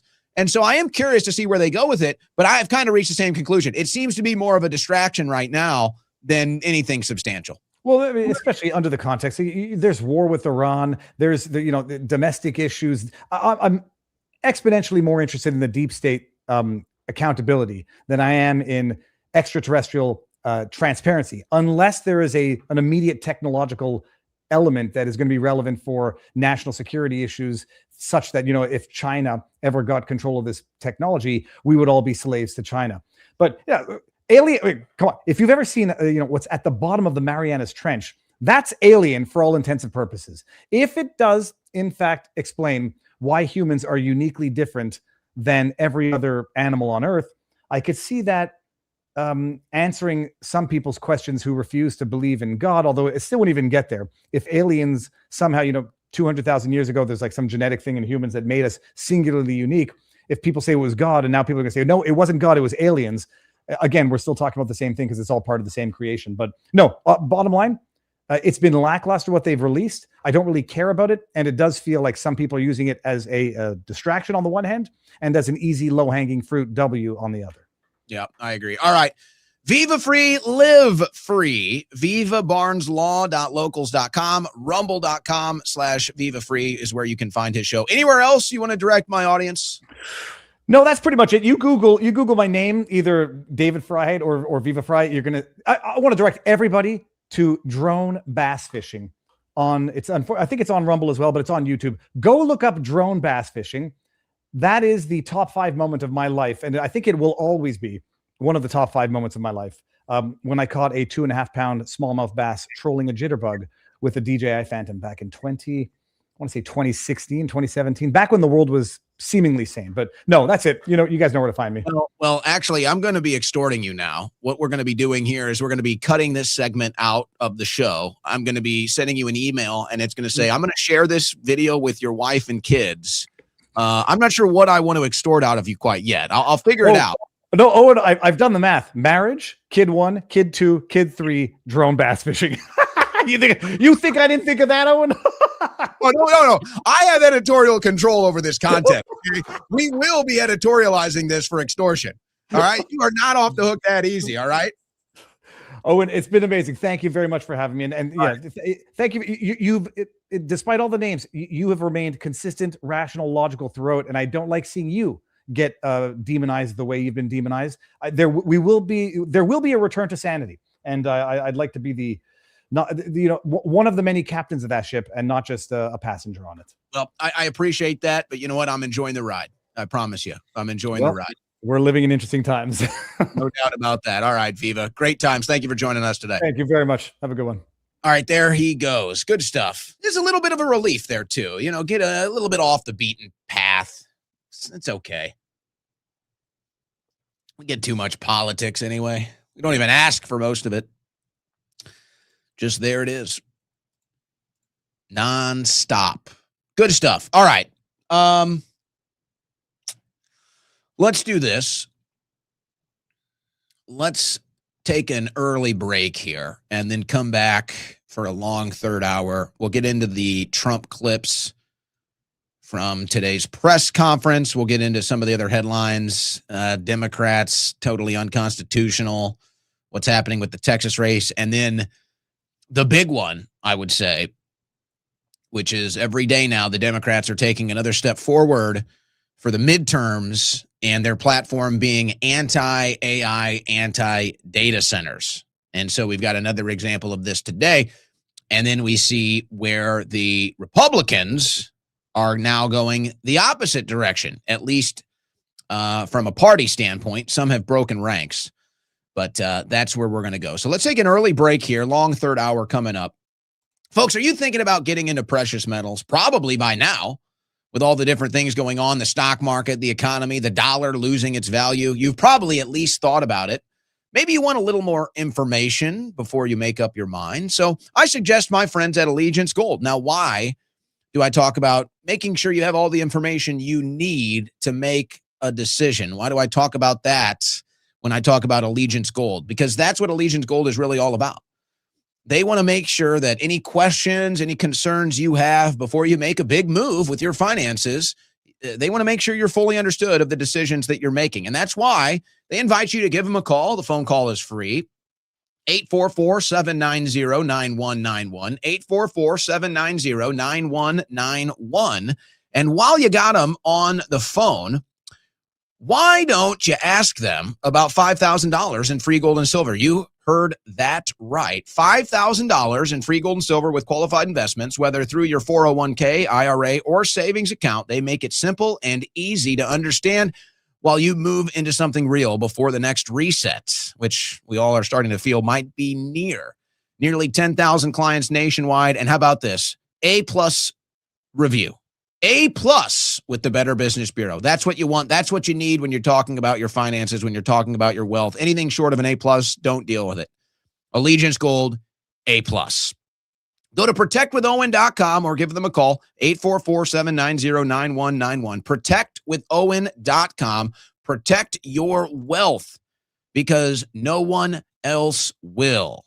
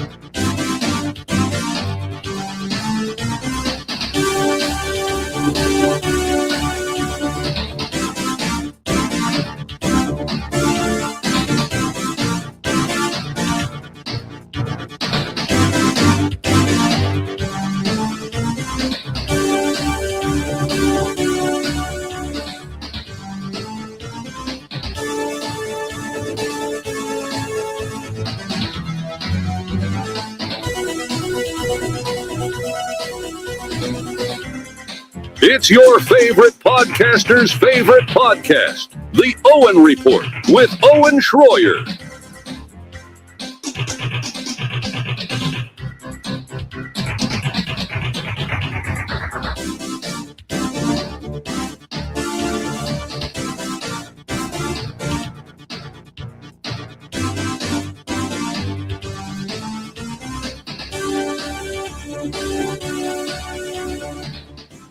Okay, into our third hour today. Third and maybe final hour. I don't know if we're going to need overtime today. It'll be an extended third hour. It'll be a long third hour. But I don't know if we'll need bonus time. We will get to your super chats at the end of the transmission, as we do every day. All right, I want to get to, well, let's start here. We're having a normal one. Trump threatens to blow up Oman if it sides with Iran over Strait of Hormuz. Now, Oman is supposed to be an ally. I don't know how much that means. In the current administration, President Trump threatened to attack Oman Wednesday if the Arab nation partners with Iran to assert joint control over the Strait of Hormuz. Golly gee, why are we back involved in the Middle East? Nobody can figure it out. Now, here's what's crazy. We've been talking about how it feels like we are in Groundhog Day. I said it's more applicable Edge of Tomorrow, but, you know, we're on a hamster wheel. We're stuck in a loop. So people know Groundhog Day. They know the movie. You're just repeating the same thing over and over. So Trump actually posted virtually the exact same thing twice. Now, once he posted it on May 18th, and the second time he posted it on May 26th. I don't want to read the entire thing. You can see it right there on the screen. It's the same post. So what are we doing here? Trump literally posted the exact same thing about Iran surrendering on May 18th and then again on May 26th. So what is going on? Who missed that oversight? Who put that on repeat? And it's the same. It's more evidence that, yeah, we're stuck in this loop. We're stuck on this hamster wheel. Every day you wake up, it's the same thing. As far as this war in Iran, as far as this Middle East foreign policy is concerned. Oh, we got a peace deal. Nope, Israel doesn't like it. Nope, we don't have a peace deal. Nope, Israel starts bombing. It's just like, oh, the strait is open. It's closed. It's open. It's closed. I guess the only difference is today we're threatening Oman. So you just never know who we're going to threaten to bomb. That's really your only variable. You don't know who Trump is going to threaten to bomb. You do know who Israel is going to bomb, but you don't know who Trump is going to threaten to bomb. Everything else is just repeat over and over and over. So let's go to the meeting at the White House today. Trump's cabinet was at a meeting.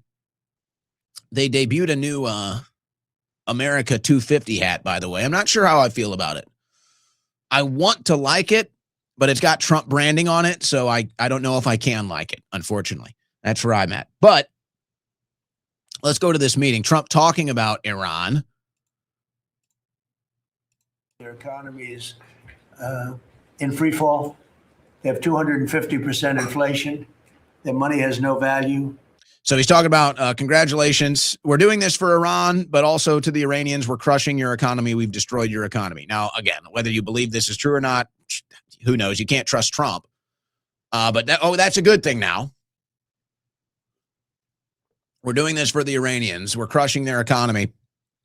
By the way, our economy is not doing so good either, Donald. So really, this war isn't helping anybody except your donors from Israel. Their whole economic system is broken down. They thought, yeah, so is ours. They're going to outweight me. You know, we'll outweight him. He's got the midterms. I don't care about the midterms. Look what happened last night. That was the prelude to the midterms. Now, this is just insane. Let's play this portion over. Me, you know, we'll outweight him. He's got the midterms. I don't care about the midterms. Look what happened last night. That was the prelude to the midterms. Now, the statement, I don't care about the midterms, this is not the first time Trump has said it. Now, I think we have to be fair. The context here is that he's prioritizing the Iran war over the midterms. So I don't know, just for total fairness here, he's not saying he generally he doesn't care about the midterms. What he is saying is he cares more about the Iran war than he cares about the midterms, which is actually very important because this is the trade-off. And it's the trade-off that I was asking people a year ago when the signs started coming that Trump's going to get us into a war with Iran. And this is when the whole panicking thing started. I said, is a war with Iran worth sacrificing the midterms? That's the trade-off you're going to make. And I was called a panicking and everything else. We know what happens. But this is Trump now saying that. This is Trump now. I think he's come to the agreement. I'm willing to sacrifice the midterms for the war in Iran. And if you want to maybe translate that into a more accurate description, I'm willing to sacrifice the midterms for Israel. And of course, Israel controls the Democrats and the Republicans, so there's nothing really new under the sun as far as this is concerned. But there it is. There it is, MAGA. So you guys wanted to avoid the reality that the trade-off you're making is Iran war for the midterms. There's Trump basically giving a nod of the head. That's the trade-off. That's the situation. And I willingly made that decision. Now the midterms still have to happen. So, okay, that's fine. We'll wait and see. But that's what I hear Trump saying. It's not Trump saying he doesn't care about the midterms, period. Though that's how it's kind of being presented. And he did say it.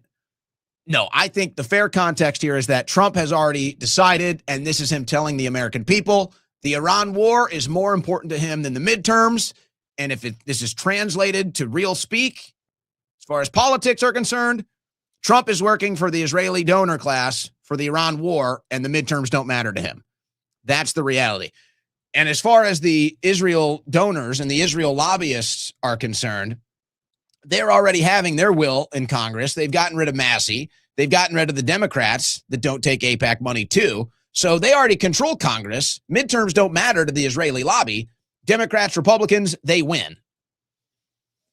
And this is where it's so frustrating dealing with MAGA, where they just completely miss this entire concept and they've completely abandoned one of the campaign promises, no new wars. But that's something that they have to deal with. We'll finish the clip. People understand it. They know that, very simple, Iran cannot have a nuclear weapon. I'm doing that for the world. I'm not doing it just for us.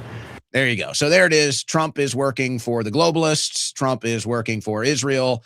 And they're using the exact same lie of weapons of mass destruction, nuclear weapon, whatever it is, to convince you that this war is in your own interests. And it's sad, but people still fall for it.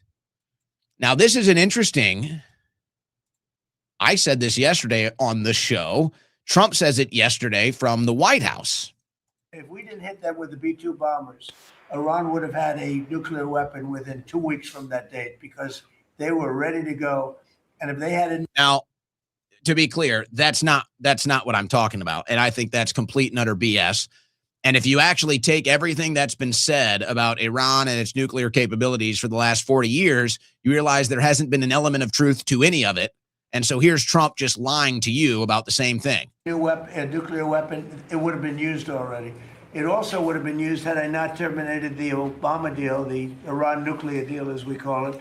That was in my. So this is an even more ridiculous lie, because that happened how long ago? That was like, what, 6, 7, 8 years ago?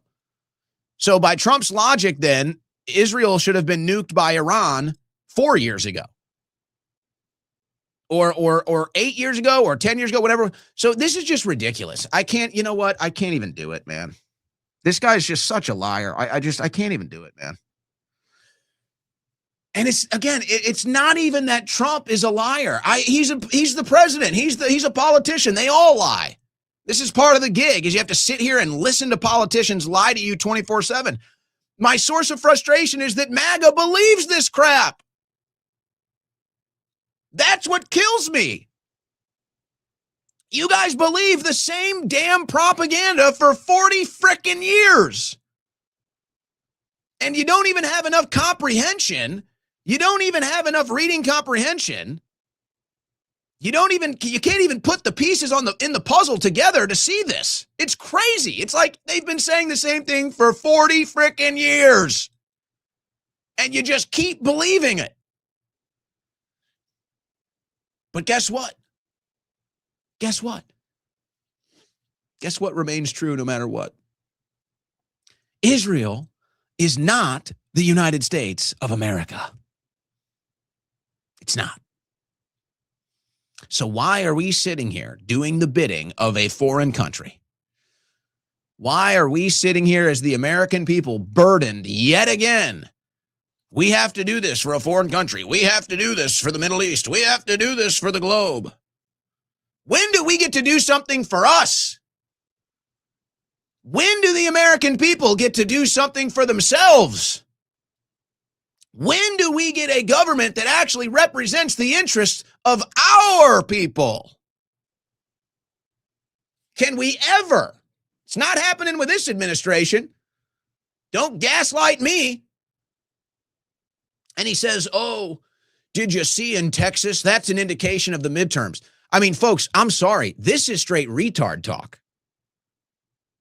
So it's one thing when Trump lies about Iran, and then it's another thing when he just opens his mouth and it sounds like a damn clown horn. Did you see Texas? We beat Cornyn. Cornyn was going to lose anyway. Paxton was going to beat Cornyn anyway. The reason Trump endorsed Paxton at the last minute is because he knew Cornyn was going to lose. If Trump thought Cornyn could have won, he would have endorsed Cornyn. But okay, regardless of that, you're not running in primaries against Republicans in the midterms. You're running against Democrats. And if you're going to sit here and say, did you see Texas? That's an indicator of the midterms. There is no Republican running against the Republican in the midterms. And if there's any true indicator of the midterms, it's the fact that Democrats are 13-0 in special elections since Trump has been inaugurated. The Republicans have not won a congressional election since Trump was inaugurated. 0 for 13. That's your indicator of the midterms. And if you want to get even more hyper-focused, you go right to Trump's district, where Trump won by like 15 points and the Democrats flipped Trump's district. And they won it by like 5 to 10 points. They did a 20-point flip in Trump's district. In Florida, the Democrats flipped a seat in Trump's district in Florida. There's your indicator of the midterms. Beating a Republican in a primary means nothing. Putting $30 million into a small House race in Kentucky, that doesn't prove anything. Unseating John Cornyn, who was going to lose to Paxton anyway, proves nothing.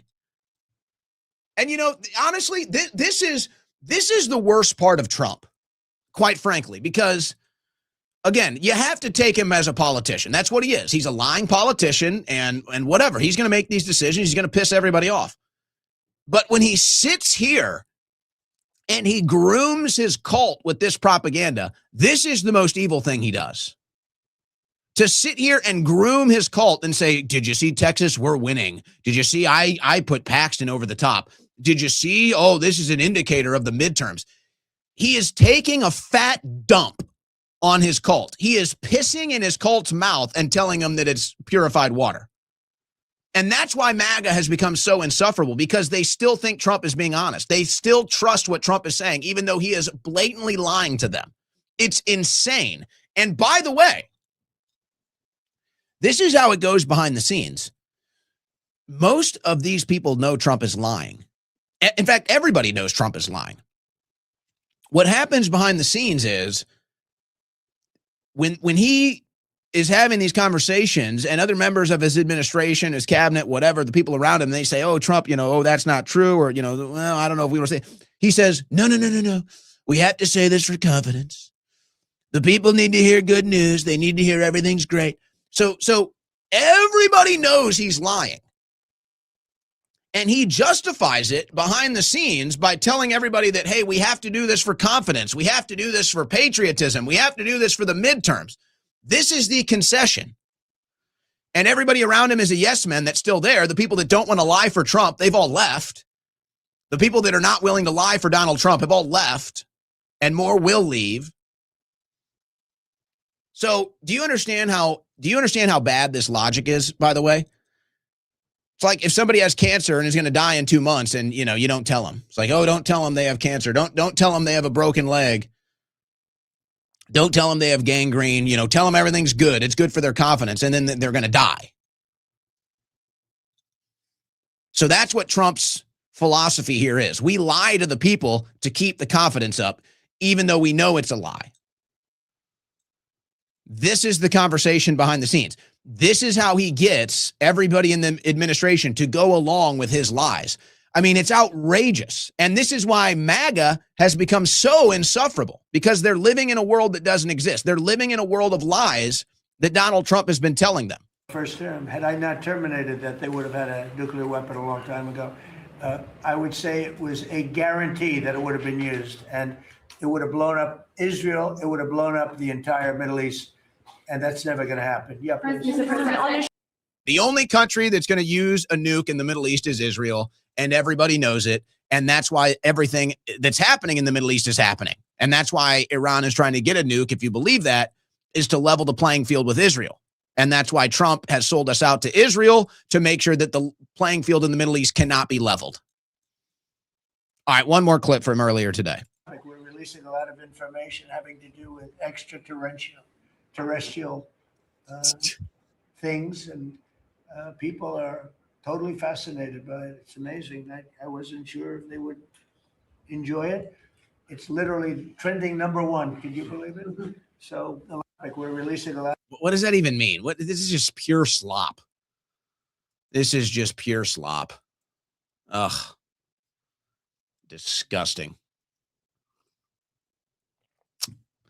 Well, all right, everybody, all the haters in the chat, get your fingers loosened up here. Get ready, guys. Come on, here we go. Get ready. I'm about to cover Elon Musk. So Elon gets it. He was asked about his time away from D.C. Here's what he said. Yeah. So no more Washington, D.C. You're back at work. You're focused. Yeah? Yeah, I haven't been to D.C. since May. Okay. That was a hell of a side quest. That was a good side. Any lessons from your time in Washington, D.C.? The government is basically unfixable. Elon, only. I applaud David's noble efforts in this. It's good to have talented people in the administration But at the end of the day, if you look at our national debt, which is insanely high, the interest payments exceed the Defense Department, War Department budget. And they keep rising. So if AI and robots don't solve our national debt, we're toast. I think we go back to the one thing he says that is the most important. That was a good. Any lessons from your time in Washington, D.C.? The government is basically unfixable. He's right. Love him or hate him. He's right.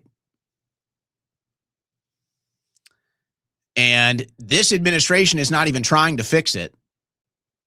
Trump is using whatever remains of our totally corrupted and irredeemable government, and he's just sold it to the highest bidders, which is big tech and Israel. That's all it is. Trump sold whatever is left of this country's power to Israel and to big tech, and that's it. And we'll be lucky. We'll be lucky if we have anything left after Trump, quite frankly. You already saw the biggest wealth transfer in the history of this country and the world potentially, but certainly America during COVID. Trump did that. And I wouldn't put it past him. He's going to do it again. And we're already seeing all the signs that this administration is pure corruption, with his sons and family making tens of millions of dollars, with all the companies that they invest in as startups getting government contracts, with the insider trading in the stock market that's so obvious. I'd say it's a pretty safe bet that Trump is going to do it again, except worse. You're going to see a transfer of wealth. Whatever we have left, Trump is going to give it all away. And I said it yesterday when I was on with Drew Hernandez. I'll say it again today. I hope I am wrong. I have never wanted to be more wrong about something in my life. But that's not what I do here. I do political play-by-play, and I call the plays on the field. And I'm just telling you right now, Donald Trump has sold this country out to the highest bidder. And you might even argue, from his perspective, yeah, the government is irreparable. The government is, you can't fix it. It's totally broke. It's totally corrupt. So I might as well use whatever is left of it to enrich myself and my family so that we can be taken care of in the future, because there's nothing left here. This thing is done. So that's why Trump auctioned off the country, and the winning bidders were the Israeli lobby and the big tech lobby. And that's why the only two real priorities of this administration are whatever Israel wants in the Middle East and turning the United States of America into an AI data center surveillance state. That's why those are the only two things that are happening. And those are the only two things you will get out of this administration. That is it. And we'll be lucky if we have any country left. We will be lucky if the country isn't $100 trillion in debt when it's all said and done. And Trump just sits there and lies to his supporters and gaslights his supporters and sells us out to the donor class. And it's all happening. It's like it's all happening right in front of your eyes. And MAGA sits there with one thumb up their nose, the other thumb up their ass, and then they switch it every 5 minutes and tell you how great it tastes. Here, try some. No thanks. And then what do you got? Democrats. Wes Moore signs Maryland Glock ban into law. NRA vows to sue. This is why this administration is a complete joke. Why, go arrest him. I'm so freaking done. The governor of Maryland just banned guns. He banned guns. Why doesn't Trump send the DOJ to arrest his ass? I'm sick of this crap. Oh, we're going after the radical left. We're going after the deep state. We're going after the swamp. We're Second Amendment. Yeah. You are nothing. Go arrest the governor of Maryland right now for violating the Constitution. NRA sues Maryland officials over Glock pistol ban. Hey, it's nice to see the NRA has a pulse. Holy smokes. Totally silent on the Dexter Taylor case. It's nice to see the NRA has a pulse all of a sudden. I'm sure some of that has to do with Glock injecting some life into them, if you catch my drift. I mean, am I out of my mind here? To me, this is the total proof that this administration isn't serious about anything. If this administration was serious about weeding out the radical left, if this administration was serious about getting rid of the deep state, draining the swamp, standing up for the Constitution, standing up for the Bill of Rights, I mean, really changing the course of this country, Trump would send the DOJ to arrest the governor of Maryland. And he would say, and the DOJ would write up their case, say, you are in a direct violation of the U.S. Constitution. You are in a direct violation of the oath that you took to the U.S. Constitution. This is a direct and offensive and egregious assault to the Second Amendment, and we have no tolerance for that. Here is your indictment. Here are your charges. Hands behind your back, please. They're never going to do it. Oh, we're fighting the radical left. Oh, Trump is beating the Democrats. Oh, we're going to win in the midterms. Democrats are literally taking your guns, and Trump administration is doing nothing. Nothing. If it wasn't for Michael Cargill, local gun shop owner here in Austin, Texas, if it wasn't for Michael Cargill, the Trump administration would have banned even more guns. Trump already tried to ban more guns. Big Second Amendment activist, big Second Amendment Trump administration. Yeah. Another big lie.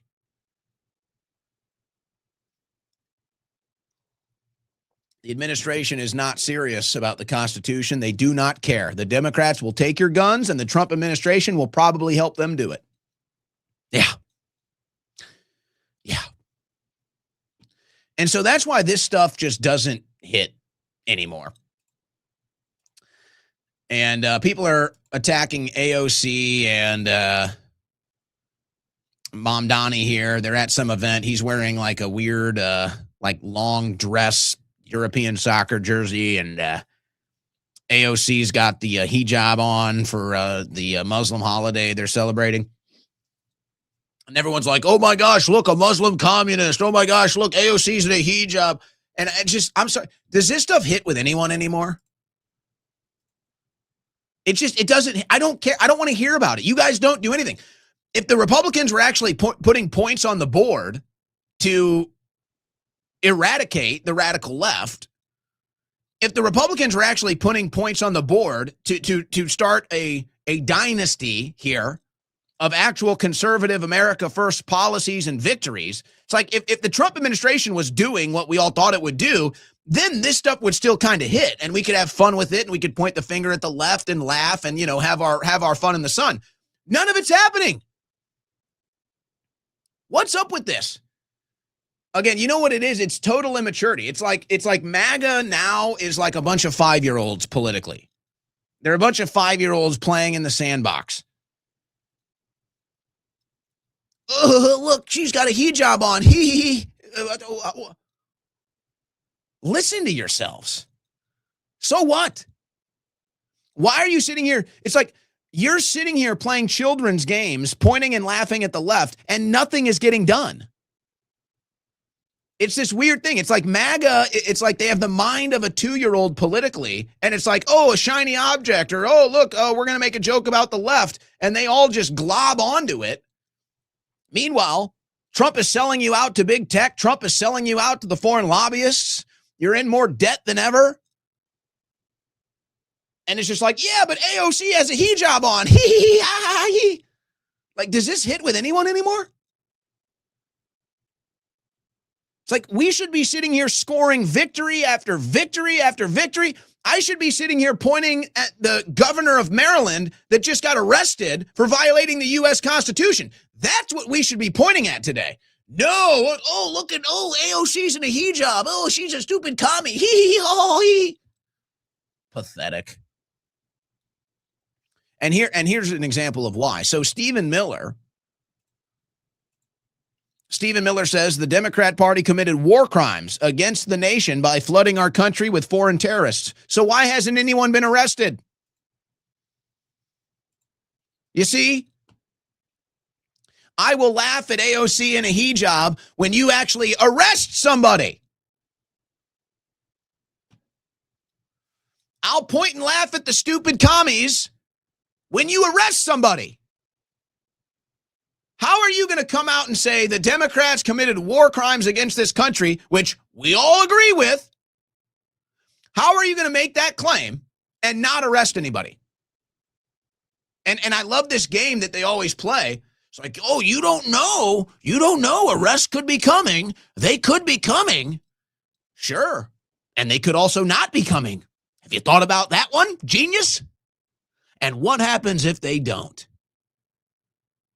Who's got a problem now? They're too stupid. MAGA is too stupid politically to get this. And honestly, Trump realizes this. Trump realizes that his base now, Trump realizes that MAGA is so dumb now that the smart people, the intellectual people, the philosophical people, the informed people, they've all left MAGA. The principled people, they've all left MAGA. All that's left of MAGA is the dumbest people involved in the political discourse. Lowest IQ, lowest information, most brainwashed, most susceptible to propaganda. That's what's left of MAGA. And Trump knows it. And that's why he goes out here and lies to you every day. That's why he's not doing any of the campaign promises and you still lick his balls. And he knows how pathetic you are. Oh, it breaks my heart. But hey, Stephen Miller says the Democrats committed war crimes against the country. So when are the arrests happening? Just curious. Just curious, Stephen. I agree. I think you're right. So when are we making arrests? Here's another one. He's talking about fraud at the White House. Not abiding by our laws. And the amount that has been fleeced from us is in the hundreds of billions of dollars. I believe, based on what I've seen and what I've heard, is that we could balance the federal budget if the only dollars that went out of the Treasury went to individuals who were properly, lawfully, correctly eligible to receive them.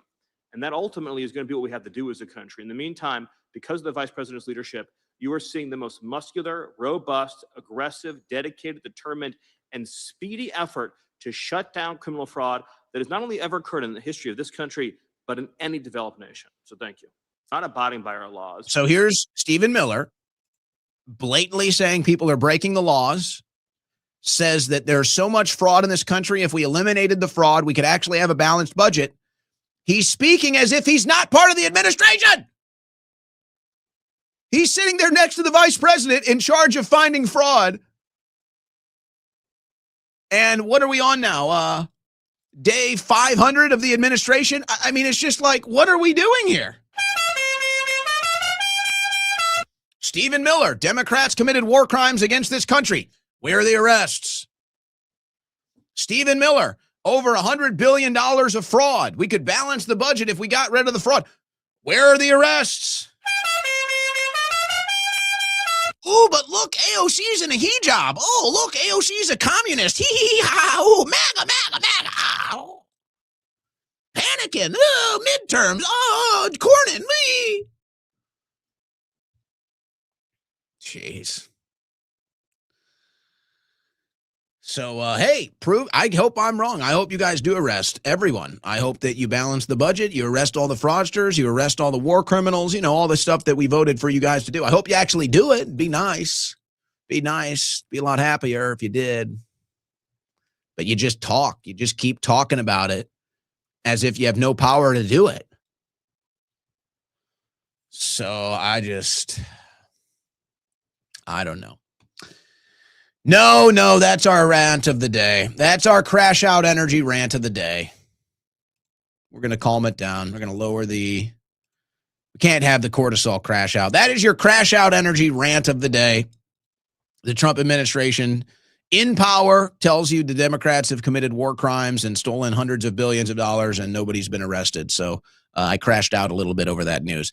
Crashout.energy. Secure your canister before it sells out. Crashout.energy. That's your Crash Out Energy rant of the day. Cool it down. You don't need to rant all day. It's a bit. All right. Sorry, I was blinded by the reflecting pool. All right, let's get into the AI stuff. Here we go. Banks and Warren. That's Elizabeth Warren now.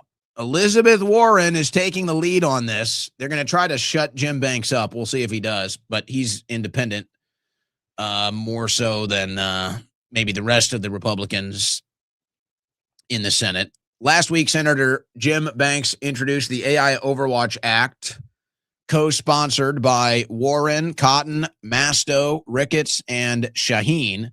So you have Democrats and Republicans on this, but the Democrats are now taking the lead, and the Republicans are being told to shut up by the administration because it goes against their agenda that big tech bought this administration over.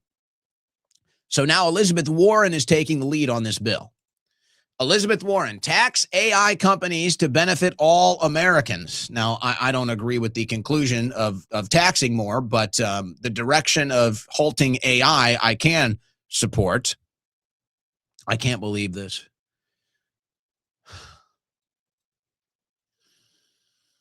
Let's just try to put it into perspective here, shall we? The Republican Party is so bad, so inept, have so betrayed us that Elizabeth Warren, they are now giving Elizabeth Warren the opportunity to have a winning edge. I can't believe we're here. I can't believe it. The Trump administration and the Republican Party is down so bad that Elizabeth Warren is about to emerge as a political champion. Oh. But it's happening. And they know it. The Democrats know the Republicans are hamstrung by Trump on the AI data centers because Trump sold you out to big tech, folks. And I'm telling you what's happening right now as the Republicans that are in these races, as they get closer to the election day and they see the Democrats are taking the lead on AI data centers, they are really in between a rock and a hard place, because if they go up against the data centers politically, they feel the wrath of President Trump, who works for big tech. But if they don't go against the data centers politically, they're up against the voters who are likely to vote for a Democrat who is. And this is the conundrum the Republicans are currently facing, and they don't know what to do. They are still scared of the wrath of Trump, but they know the AI data centers are so unpopular that they can't publicly support them ahead of an election. But they know they can't say anything bad about them because big tech owns the administration, and they will feel the wrath of Trump if they do. And so here come the Republicans. Now, I guess this is going to be their narrative from Anna Paulina Luna today. The CCP has launched an all-out war against American AI. The divide we are seeing in this country is largely driven by bots and paid actors violating FARA. Well, I'd love to see any proof of this claim. I'd love to see, she claims paid actors are violating FARA. That is a direct claim. That is a direct claim coming from a representative of Congress. So where is your evidence? I'm not saying that it might not be true. It could be true. That's a direct claim that you should be able to provide evidence on. So please show me who is violating FARA and standing against AI data centers in America on behalf of China. I'd love to actually know who, because you make a direct claim as if you know who and you have the evidence of this. So I'd like to see it. But I will tell you, I think it's pure bullshit. I think this is pure and utter bullshit. And even if they do produce a case or two, and they say, see, this was an illegal Chinese agent telling you that AI is bad and data centers are bad, it'll be just more bullshit. This is now the Republicans are running Russian collusion hoaxes on you. The Republican Party is now running Russian collusion hoaxes on its own base. Just like the Democrats said the Trump support was all Russian, the Trump support was all Russian bots, the Hillary memes were all Russian agents. It was all bullshit. The Republican Party is now Russia hoaxing you. I mean, how can you support this, MAGA? I'm not, we're on the same team. I mean, genuinely, I believe, genuinely, whatever is in MAGA, you guys are probably American patriots. You guys probably think you're good people doing the right thing. I mean, I believe that most of the people that remain in MAGA really believe this stuff. And this does not come from a place of hatred. This comes from a place of love, quite frankly, to the MAGA people. You guys are being fooled. You guys are being tricked. You're being lied to. We're trying to help you. We are not your enemy. Do you really believe this garbage? Do you really believe that Lindsey Graham isn't a rhino? Do you really believe the Epstein files are a hoax? Do you really believe the war with Iran isn't a war? Like, I'm just curious, where do you guys draw the line at all? Are you about to be, now you're going to have hoaxes run on you? Are you about to fall for a CCP hoax now? I don't get it. Look, I'll debate whoever, whenever. It's like, fine, we'll debate MAGA. We'll have it out on social media. Let the haters come every day. Fine, it's all part of the game. It's all part of politics. But it's like, for a second here, like, can we just, let's call a timeout. MAGA, do you guys really believe this? How far gone are you? I am not trying to be mean. This does not come from a place of hatred. This is a genuine concern. This is a genuine question for MAGA right now. Where will you guys draw the line? Are you guys now going to fall for a Russian collusion hoax? Are you guys now going to be willingly propagandized by the Republican Party? And then are you going to become agents of propaganda by spreading this? As if, I cover this news every day. As if there aren't local protests popping up all across the nation. As if there aren't city council meetings where this is the number one topic. As if there aren't local communities that are trying to get a memorandum passed to stop all data centers from being built. As if you don't have all of these videos going viral on the internet of the noise pollution and everything else. Like, no, AI data centers are not popular. And now the Republicans are going to tell you, oh no, that's Chinese bots. That's Chinese hoaxes. Are you going to go along with this, MAGA? I'm just curious. Look, if you guys are totally spineless, and you have no balls and you have no soul and you have no principles or ethics or integrity anymore at all, then that's fine. You guys are willingly in a cult with no principles and no ethics and no morals. You're just a Trump cult. And I don't know what you think you're going to get out of that, but if that's who you are, fine. But I'm just asking, are you really going to fall for this bullcrap? Are you really going to fall for a Chinese AI hoax? Have you lost your mind? Have you lost your balls? Have you lost your spine? What is even left of you? What is there even left of you if you're not grooming Trump?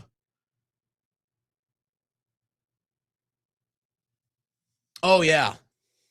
Yeah. There's no genuine organic movement against the data centers. There's no actual cause or concern by the American people in local communities about the data centers, guys. It's all Chinese bots. It's all a Chinese hoax. That's how the Republicans are going to sell this to you ahead of the midterms. Wow. And you're going to watch. There's no point in even reasoning, I guess. Maybe we can save some. You're going to watch MAGA go along with the whole hoax. You're going to watch MAGA go along and tell you AI data centers are good. You're falling for Chinese propaganda. Unbelievable. Unbelievable. Very frustrating, I have to say. And now Bondi's coming back did you guys, we broke this yesterday. It gets even weirder. So not only is Pam Bondi coming back to be put on an AI data center role, they're combating anti-tech extremism. Oh my gosh. It turns out she is now a part of the same board that Larry Ellison and Mark Zuckerberg are on. Guys, what are you doing? MAGA, Mark Zuckerberg runs your movement now. Big tech runs your movement now. The same people that censored you on the internet, they now run your movement. Trump is now in bed with the very people that tried to violate your First Amendment right. Trump works with them now.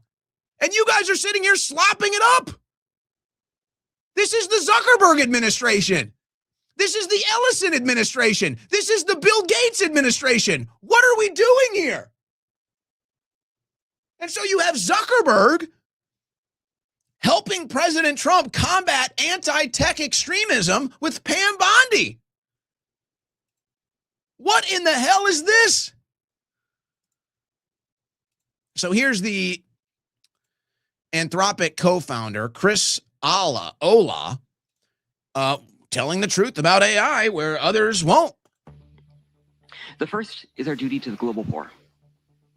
There is a real possibility that AI will displace human labor at a very large scale. If that happens, supporting those displaced will be a moral imperative of historic proportions. This task will be difficult enough, but I worry most dialogue misses an even harder challenge. AI development is concentrated in a handful of wealthy nations. How will we ensure that the gains of AI are shared globally? We do not have a mechanism for this. It is an unsolved problem. And it is the kind of problem the church has historically refused to let the world ignore. The second is the need for moral imagination and ambition regarding human flourishing. If AI models are going to be widespread, what does it look like for? So everyone else in the AI industry is mostly lying and saying that this is going to create jobs and this is going to be good for the economy. Anybody telling you that is a lie, is a liar. Musk kind of plays it in between with some of the, so there's like the outright liars that tell you, oh, this is good for the job market, total lie. Then you have the middle ground with people like Elon Musk saying, no, it is going to take jobs, but it's also going to help us cut into the deficit and then give you universal basic income. And then you have Chris Olah saying, no, every metric says this is going to take all the jobs and there is no plan to replace you. So now you're going to start to see a little bit of a break here at the local level for sure. I don't know if anybody at the congressional level is going to be willing to break ranks with Trump, at least now. But this is a Republican running for the governor of Kansas, Philip Sarnecki. Today, I'm announcing my plan to pass a 5-year moratorium for AI data centers in Kansas. This plan will stop massive AI data centers from entering a county without approval from its residents. So I do anticipate this will kind of become fashionable locally. And then the question becomes, well, what will the Trump administration do on behalf of the big tech lobby that owns his administration to try to stamp this resistance to the AI data centers out? So we already know they're going to try to run a Chinese communist hoax on you, but you know that's not where they're going to stop.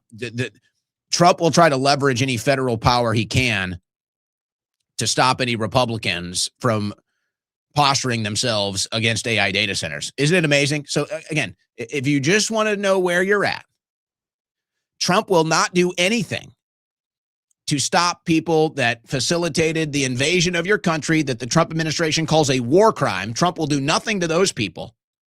Trump will do nothing to the governor that just banned guns. But Trump will do anything and everything to deal with you if you stand against Israel or you stand against AI data centers. Trump will do everything he possibly can within his power to crush you. Fix the country? Not interested. Follow through on campaign promises? No. Crush you if you stand against Israel and big tech that owns the administration? Yeah, he's coming for you. More betrayal. This is the leading attorney when it comes to vaccine cases, injuries, etc. Written books about it, all the lawsuits, everything. Aaron Siri. The Trump administration just filed a brief in the U.S. Supreme Court betraying religious liberty by arguing it is perfectly fine for employers to have policies that allow medical but not religious exemptions to vaccine requirements. And then he posts the document, the Trump administration campaigning against religious liberty. A little more coverage here from Tom Renz. The Trump administration literally just argued in the SCOTUS. He shares the document here. The Trump administration argued in the Supreme Court that they should not take the case related to employers discriminating against the firmly held religious beliefs of people that want a full vaccine exemption. They went so far as to argue that having a medical exemption is necessary, but that it was okay to put limitations on religious exemptions. This is a horrific betrayal of Make America Healthy Again. You know, guys, I guess I need to be a little more honest with you. I'm sorry. It's not just the big tech lobbyists. It's not just the Israeli lobbyists that own the White House. It's also the big pharma lobbyists, too. I apologize. I forgot. They don't have near a stake. Nobody has anywhere near a stake of this administration compared to big tech in Israel. But big pharma has a little stake. They got a little say. They got more than you, for sure. So that's just, there you go. That's just where you're at. Now they're trying to bring Ebola. Analysts break neck Ebola epidemic in Congo outpaces world response. Are they going to Ebola us again? You got the World Cup coming up. People are concerned. So, you always got to keep your eye out for a pandemic nowadays. We know how they love to do that to us. And since nobody got punished for the first one, they're going to try to do it again. And since nobody punishes Israel for just killing wantonly without any cease, without any care or concern, they're at it again. Israel strikes Tyre after ordering evacuation of South Lebanon City. So Israel just out of nowhere tells 125,000 people to leave the city and then just starts bombing them. Just starts bombing Lebanon. Just nonstop. The Israel just can't stop killing. They just can't help themselves. Ron DeSantis unveils a plan to eliminate Florida homestead property taxes, announces special session. This is big. This is big. In one of his final acts, Ron DeSantis calls for vote on sweeping Florida property tax cut. If Republican legislative leaders go along with DeSantis's plan, it will give the GOP a way to argue it is addressing the state's persistent affordability crisis heading into the midterms. Now, this should be a major thrust of MAGA.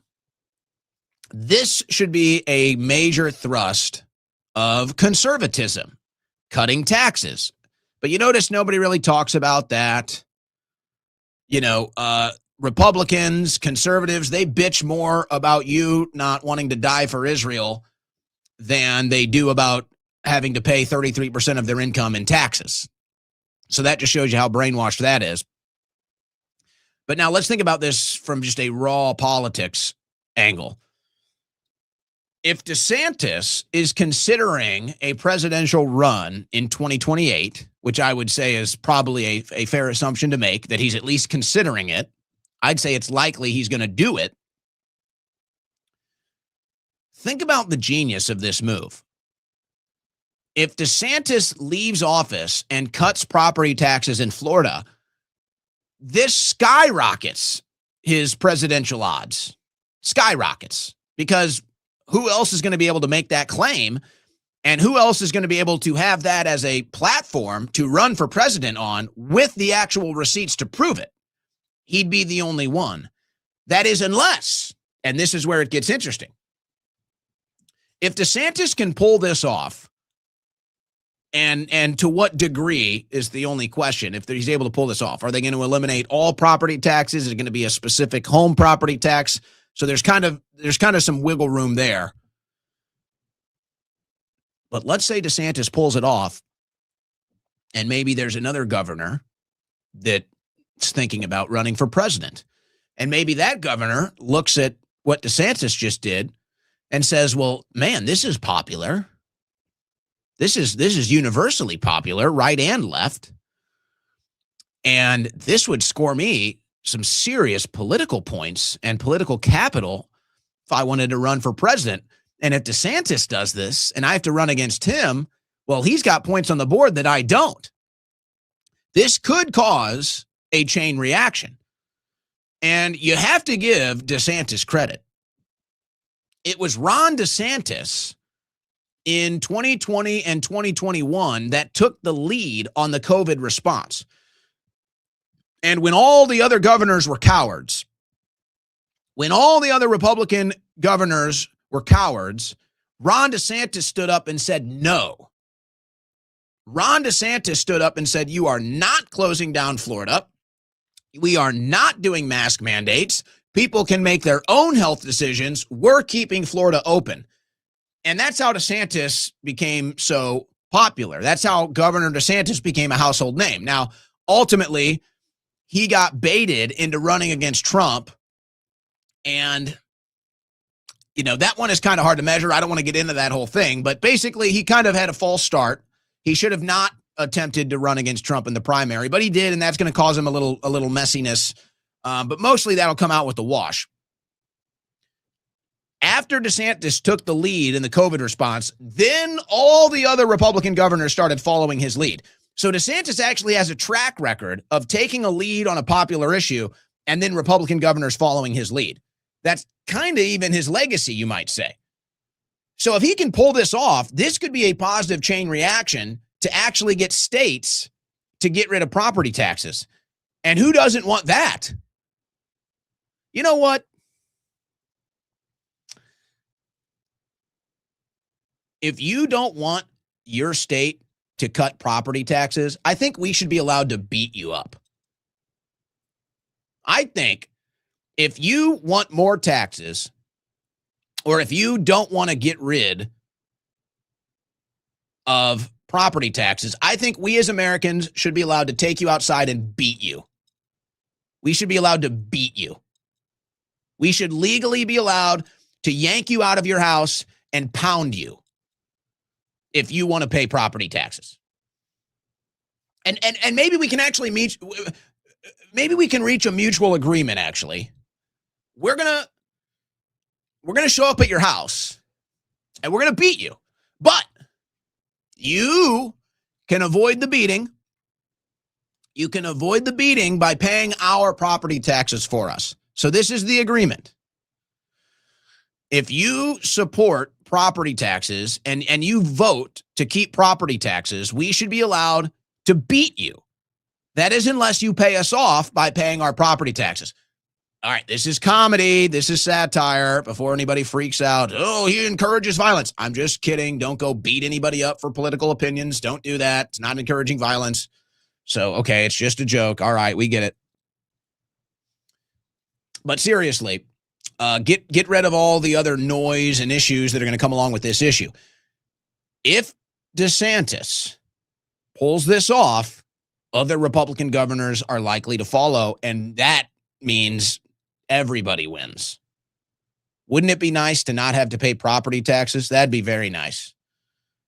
Very nice. Did you hear about this one? Former Waco attorney Adam Hoffman released early from jail. He had a 60-day prison sentence for sexually abusing a young boy. You heard that right. 60 days for sexually abusing a young boy. By the way, I got 60 days for nothing. I got 60 days for speech. He got 60 days for sexually abusing a young boy. I ended up serving, I think it was 59 of the 60 days. I ended up serving 59 of my 60 days. How many do you think he served? 29. He didn't even serve half of his sentence. Former Waco attorney Adam Hoffman, who became the poster child for injustice and lax prosecution in the Texas U.S. Senate campaign, was released from the McLennan County Jail Monday morning after serving 29 days of his 60-day sentence. Hoffman, who initially faced life in prison without parole, pleaded guilty April 16th to reduced charges of indecent assault and displaying harmful materials to a minor, both Class A misdemeanors punishable by up to a year in jail, in a plea bargain offered by the Texas Attorney General's office. So this man pleaded guilty, displaying harmful materials to a minor and indecent assault, and he served 29 days in jail, folks. Now, look, you know I endorsed Paxton, and you know I said the only person that would get me to go vote at this point is Ken Paxton. Okay, well, that remains true, and as I told you, Paxton would beat Cornyn. I told you that first. Now I'm going to tell you what's going to happen.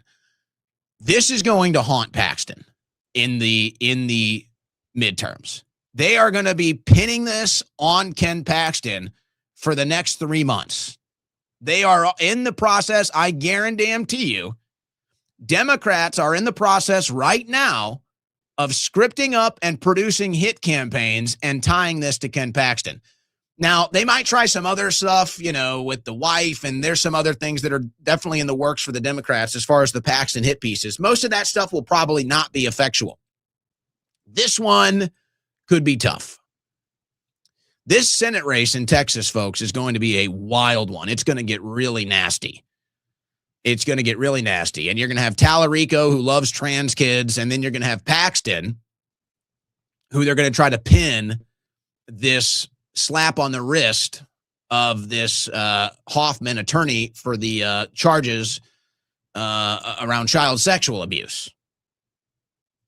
And, you know, look, it's easy to sit here and look at who the Democrats put up. Here's another soy boy cuck. Here's another, you know, lengthy, quirky, weird, white dude that the Democrats are running for Senate in Texas. And so Republicans see this and they say, what in the hell is this? I mean, seriously, what is this? I mean, he's posing like a woman. He looks like a fairy. I mean, it's that's the vibe, is soy boy cuck. Why do Democrats continue to run white soy boy cucks for the Senate in Texas? Well, the truth is because it pulls well with Democrats. I don't get it. You don't get it. Nobody gets it. I do think Paxton wins ultimately, but I think it's going to be close. I don't know. I think Paxton's range is 52 to 49% in the midterms right now. I'd say 52 to 49%, which if he puts up those numbers, he's likely, obviously, to win. But there is a chance. There is a chance that the Democrats could flip this seat. I'm just going to be real with you, folks. That's all. I'm just going to be real with you. A lot of people don't like to hear this. They don't want to hear this. I get it. But I'm just going to be real with you. Just because the Democrats are running another little soy boy cuck, that does not make him unelectable as Republicans think. Just trust me. This is the polls with Democrats for whatever reason, and they feel like they've almost got their guy. But this is going to be a nasty campaign leading up to the midterms. I do still think Paxton wins. Cornyn would have lost, and that's why Trump endorsed Paxton. But that's going to be a nasty one. It's going to get nasty. It's going to get nasty in Texas. All right, here's Leo Terrell. You guys know who Leo Terrell is? He is a member of the Trump administration's anti-Semitism task force. Where do you think Leo Terrell is in this video? Do you see this on the screen? Where do you think he is? He's in a school, and it's a bunch of students waving Israeli flags. That's right. He's in a school, and a bunch of students are waving around Israeli flags. Folks, this is in America. This is a member of the Trump administration in America at a school where they wave foreign flags. Not Chinese flags, not Qatari flags, No Muslim nation flags. No, Israel flags being waved at a school in America. And yes, this is a Jewish school, and so maybe that's an important detail. I mean, I don't even know what to say. If this isn't proof of total occupation, if this isn't proof of total dual loyalty, if this isn't proof that these are not American patriots, you have Israeli flags. All your students have Israeli flags.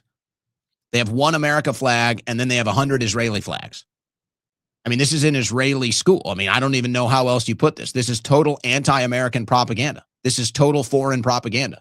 And this is the Trump administration promoting it and telling you if you don't like it, they're coming after you. All right, some slop before we finish it up and then get to the super chats. Some slopping it up. President Donald Trump plans to attend NBA Finals game at Madison Square Garden. The Knicks will be going to the finals. Everybody hopes it's against the Spurs. After last night's Oklahoma City flop performance, it was a flop performance last night, 17 free throws for SGA, the MVP. Well, Trump has talked about he's thinking about going to the games. He's been invited to go to the games. He says he's thinking about going. I'm not so sure. I think Trump going to Madison Square Garden is too much of a headache. And there's going to be so much going on in June with the World Cup. Is the UFC event in June or July? That might be in July. I think Trump's going to be a little too busy and chaotic to actually go to the game. If it was in Washington, D.C., it might be easier. But in the middle of New York City, Madison Square Garden, I don't know. They might determine that one is too much to chew. And then I wonder what type of reception Trump would get at Madison Square Garden. I wonder about that. So I don't know. I'd say the odds are it doesn't happen. I'd say I have it about a 40% chance it happens, 60% chance it doesn't happen. But okay, we shall see. A couple weirdness, some weird things here. Reporter who investigated Jeffrey Epstein is fleeing the United States after alleged directed energy weapons attack. A journalist who has reported extensively on late financier and sex offender. Financier. Why don't we just say it? He was a blackmailer. He was a foreign agent, spy, blackmailer. No, we never want to say that. So this lady is fleeing the country and claims she was the victim of a direct energy weapons attack because she was covering the Epstein files. Alyssa Valdez Rodriguez, a former Boston Globe and Los Angeles Times reporter who later became a best-selling novelist, said she abruptly abandoned her New Mexico residence after suffering what she described as symptoms consistent with Havana syndrome. She says, quote, "It appears my home has been located by whomever is unhappy about my reporting about Zorro Ranch and the local cover-up here and the military intelligence roots of the child sex trafficking operation Jeffrey Epstein and Maxwell were running here in New Mexico." Valdez Rodriguez wrote last week on her Substack. She now claims she's being attacked by direct energy weapons and is fleeing the country. That's very similar to what happened with, what was the lady's name that accused Joe Biden of rape? And then she was making similar claims and she fled to Russia. It's funny that Americans get targeted by the U.S. government and then they find safe haven in Russia. Isn't that funny? Is that a paradox or we're just totally lied to about Russia and Putin? Speaking of Epstein, Howard Lutnick donated $5 million to House GOP super PAC ahead of Epstein deposition. So here's what happened. James Comer and the Oversight Committee announced that Lutnick was going to have to testify and give a deposition in the Epstein investigation. After Comer made this announcement, Lutnick donated $5 million to the Republican Party.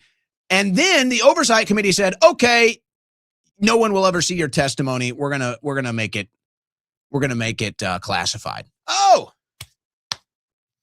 all it took was $5 million from Howard Epstein Lutnick.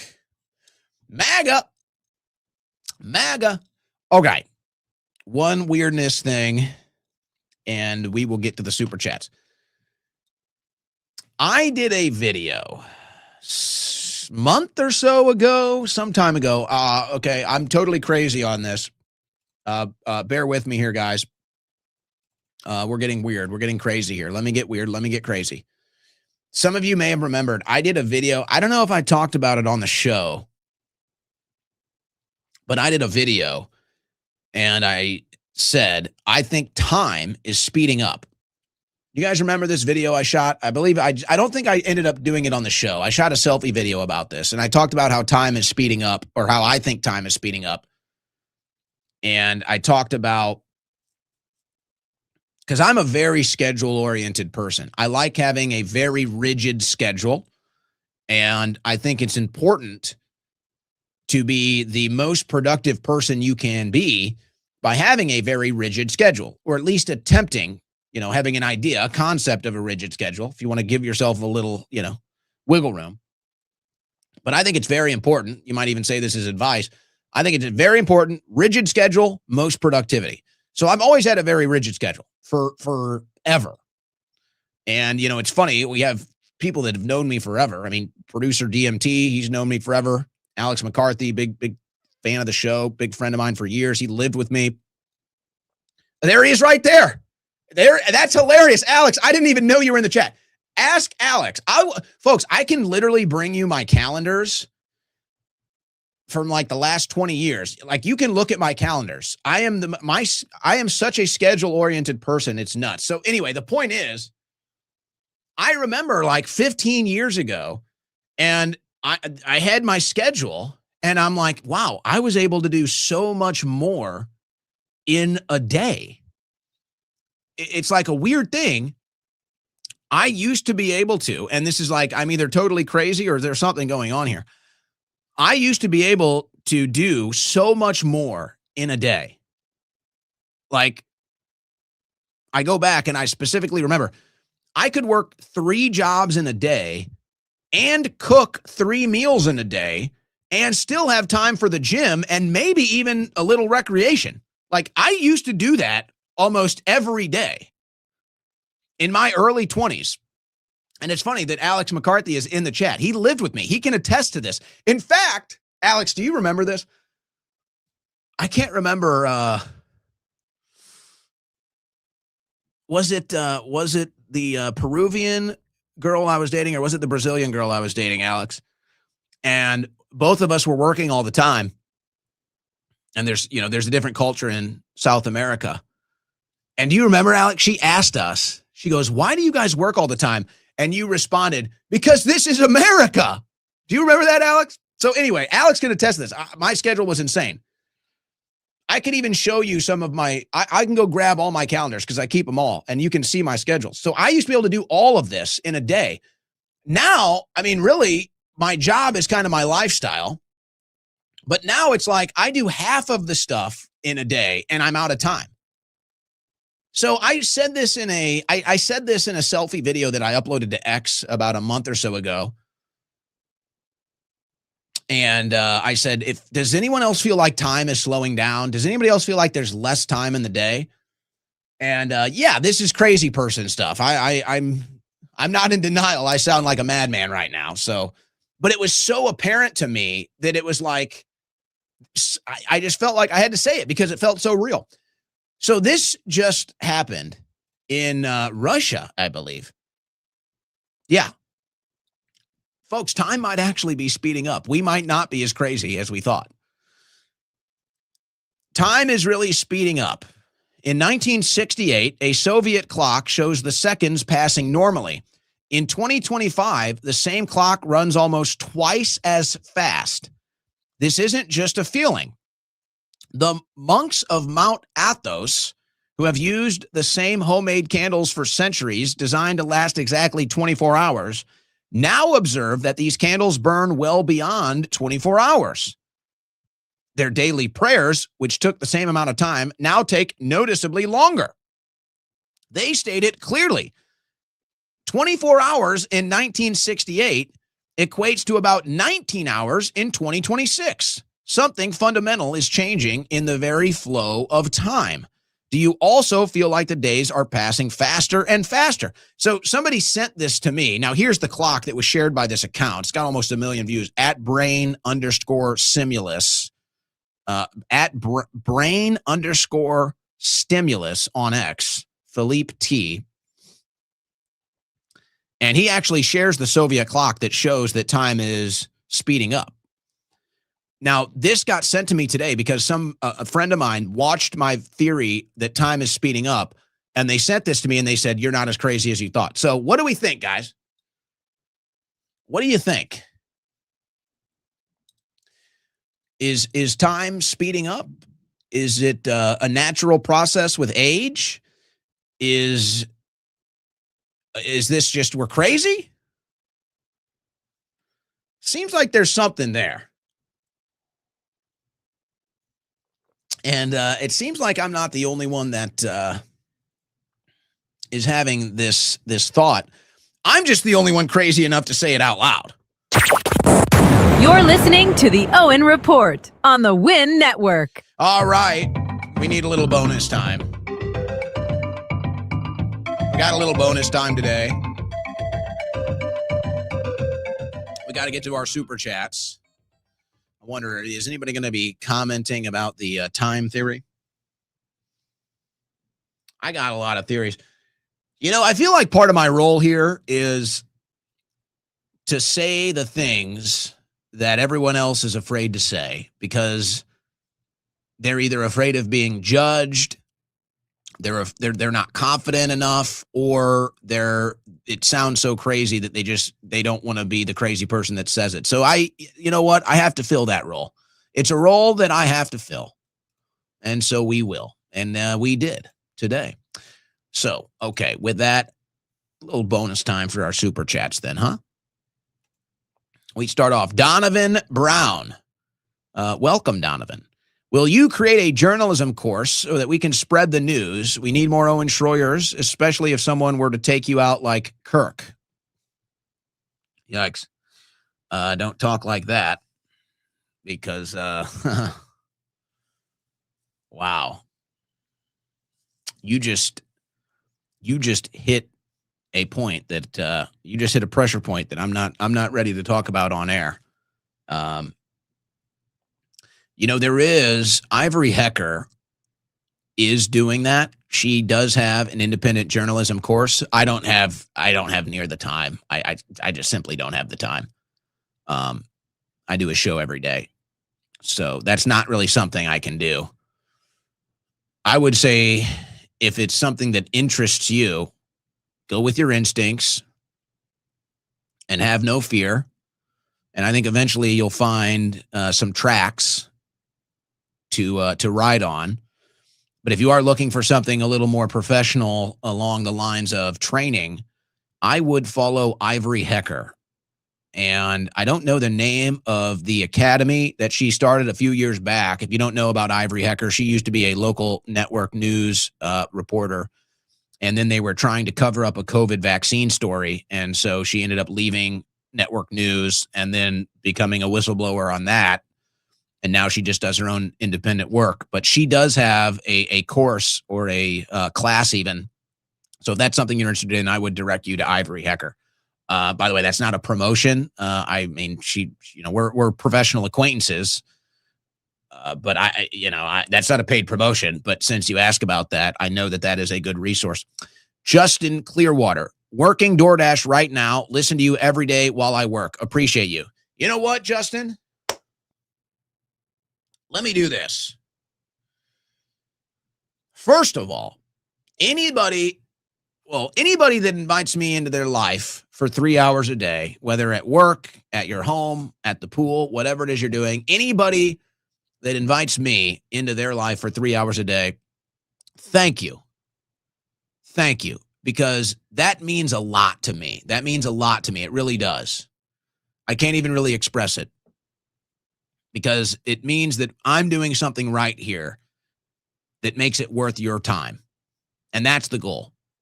If it's not worth your time, you're not going to tune in and you're just wasting time. And I hate wasting time. So anybody that listens to the show and invites me into their life 3 hours a day, thank you. God bless. Now, more specifically, anybody that listens to the show at work, thank you. Thank you. I hope it helps you get through your workday. I hope it helps the hours pass a little faster.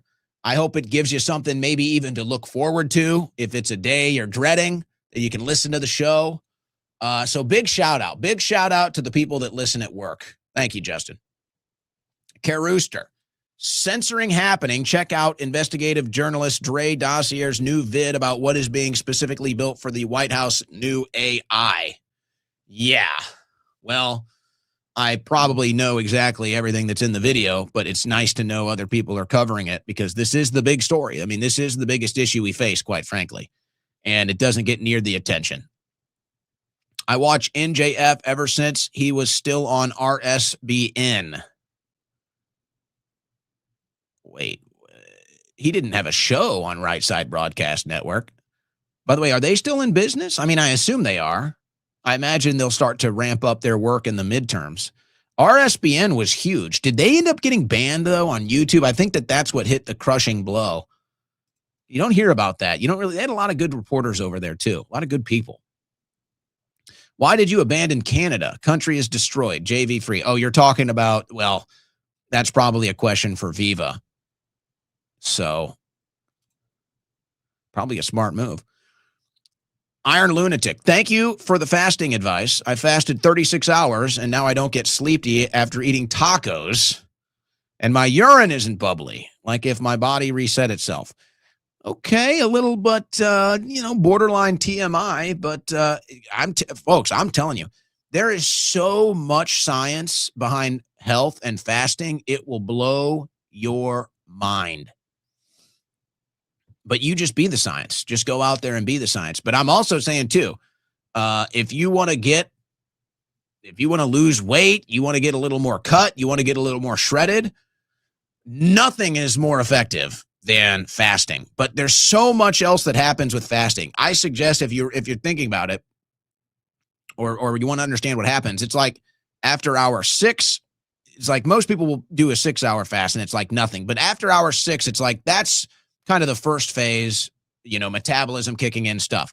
After hour 12, this is when your body really starts to change.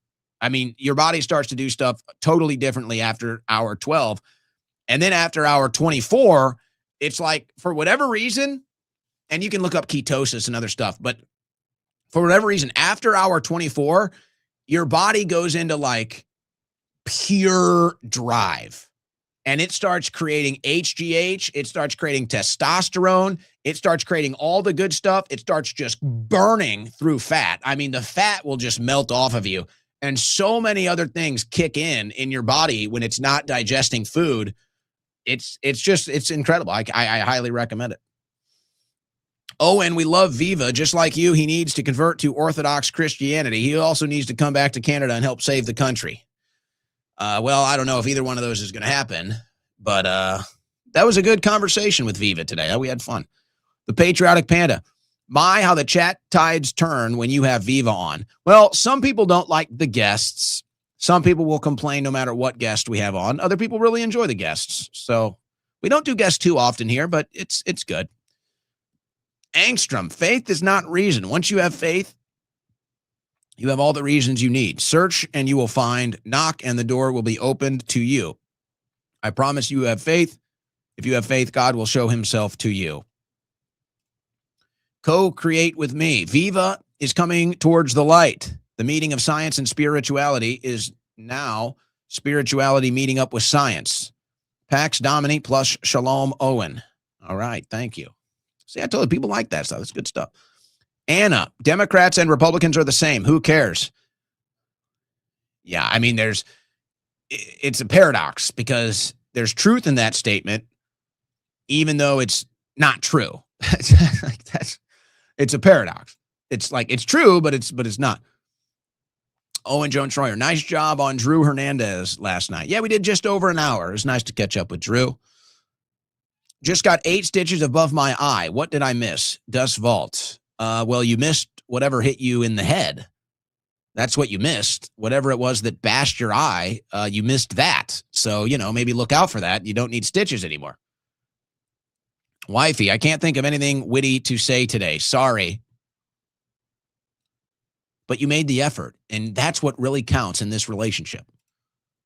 Don't worry, we got Hassan Piker. Yeah.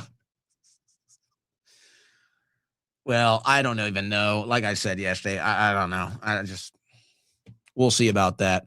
And then all these people that are celebrating the demise of Hassan, what happens when it doesn't happen? What are they going to say? How much you want to bet the NRA is a CIA Mossad plant, or some people donated some millions to it, but don't worry, guys, we will get them in 2028. Vote harder. Well, the NRA has lost a lot of its institutional power. There's no doubt about that. And it's gone dormant on some of the biggest Second Amendment issues of our time. So it was nice to see that they have a pulse. It was nice to see that they're at least showing signs of life in the Maryland Glock ban. I wouldn't be surprised if there was an injection of cash from Glock to get that pulse started again. We'll see if they're successful in court. I don't know how they could lose that case. Sam White, those horn samples are from Dukes of Hazzard Dixie. I don't know about that. I think these are just generic sound effects. Tell DMT I said hey. Well, there you go, right there. Jody Kitchens. My husband Seth is mixing his crash out with an obnoxious amount of meth blue. He said it makes his heart flutter. Is this okay? No, you don't want your heart fluttering. But I'm not sure what the, I don't know how many scoops of crash out you would have to take to get jitters. I would like 4. Because the reason why it's different is it's 100 milligrams of the pure caffeine, and then it's 100 milligrams of naturally sourced caffeine. And so that's why you can tell the difference in the energy from like a raw energy drink and crash out, which is a longer, more sustained energy, but not like the boost that you get immediately and then the crash afterwards. So I don't know. I don't take meth blue. So maybe that's a meth blue thing. Is that a side effect of meth blue? I'm not, I don't consume it. So I don't know. That could be a meth blue thing. I don't know why you would get jitters from crash out unless you took like 4 scoops. So I don't know. Maybe that's a meth blue thing, but you don't want your heart fluttering. So I'm just going to go ahead and say that's not good. I love Jews and I love Israel. All right. Well, thank you. Glad to hear that. We need to get the alphas before they become antiseptic. Remind them of the hall of cost. Well, that's what Tom Hanks is here to do in the docuseries coming up. Got 1K Elon comes out as a robot or clone before 2030. Well, now, would that include being cybernetically enhanced? Because that wouldn't surprise me at all. Hey, let me aggravate the chat a little bit more with some pro-Elon stuff. Another thing that I think gives me positive light about Elon is how much his family is involved in his life. I mean, you hear from his mom, you hear from his dad. You don't really have that phenomenon with other billionaires. You don't really have that phenomenon with the centi-billionaire class. It's like we can hear from Elon's brother, his dad, his mom, like they have public profiles. They talk about him growing up. I mean, I don't know how many baby mamas Elon has. It's like 6, and only one of them is on a scorched earth campaign. So, I mean, robot clone, I don't know. I wouldn't bet on that. Cybernetically enhanced, now that wouldn't surprise me. Let me flip. Is the chat panicking? Yo, they're freaking out over the Elon stuff. Can that be our one thing? Can't we have one thing that you disagree with me on? Can we just do that? Is that okay? Just one, please. Maybe I'm wrong. Let me be wrong about one thing. I'm sick of being right about everything. Come on, man. Yeah, I don't want you thinking I'm a robot. I'm not allowed to post anything negative. LOL, that was a test. Are we having issues in the chat with that? I'm not hearing about it if we are. That's the first I've heard. Can't post on any of my socials. Well, you might have another issue. So we saw all of your posts. Well, you saw what we posted today. The only time we didn't do every super chat was the day the power went out. If I get the super chat, I post it. So I don't know. I don't know if you're being censored, I guess is what I'm saying. Time inevitably speeds up because it's a dimension, but yeah, I agree. It's weirder now. All right, a little bit on the time. Who is Tara Reid for 500? Yes, Tara Reid, the Biden accuser that fled to Russia. Thank you. Derek Sagnello. You're the effing man, Owen. God bless. Thank you, Derek. Thank you. I think this is our first time hearing from you. Appreciate you. What's more gay, a Trump tard or a Musk fanboy? There we go. Oh. Is that an accurate description? Would you consider me a Musk fanboy? I don't think I'm a fanboy. I think I do fair coverage. But what's gayer than a Trump tard? Taking it up the butt from DC every day. That's about as gay as it gets. Greg Reese talks about the pole shift. I'm assuming you're saying the pole shift, like we talked about on our show, and you're not talking about the political shift because that's short for politics. And we talked about that with Greg Reese. As a parent, days are long, but years are short. How about that? Philosophical on us. Slump the Wicked. Love the retro music here. Brings me back to simpler times. I'm glad that you enjoy that. We enjoy that here. Some people, it just takes a little getting used to, I think. Most people that come out against the break music end up enjoying it. It just takes some time. That's all. The boomers are so out of touch with reality of the economy for young Americans. Well, let me do that right now, actually. Since we're almost expired here, let's go ahead and pull this up. In case you didn't make it for the announcement earlier, let me see here.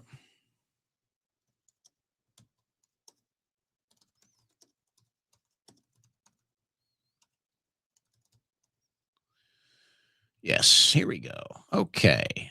This just went up 24 minutes ago.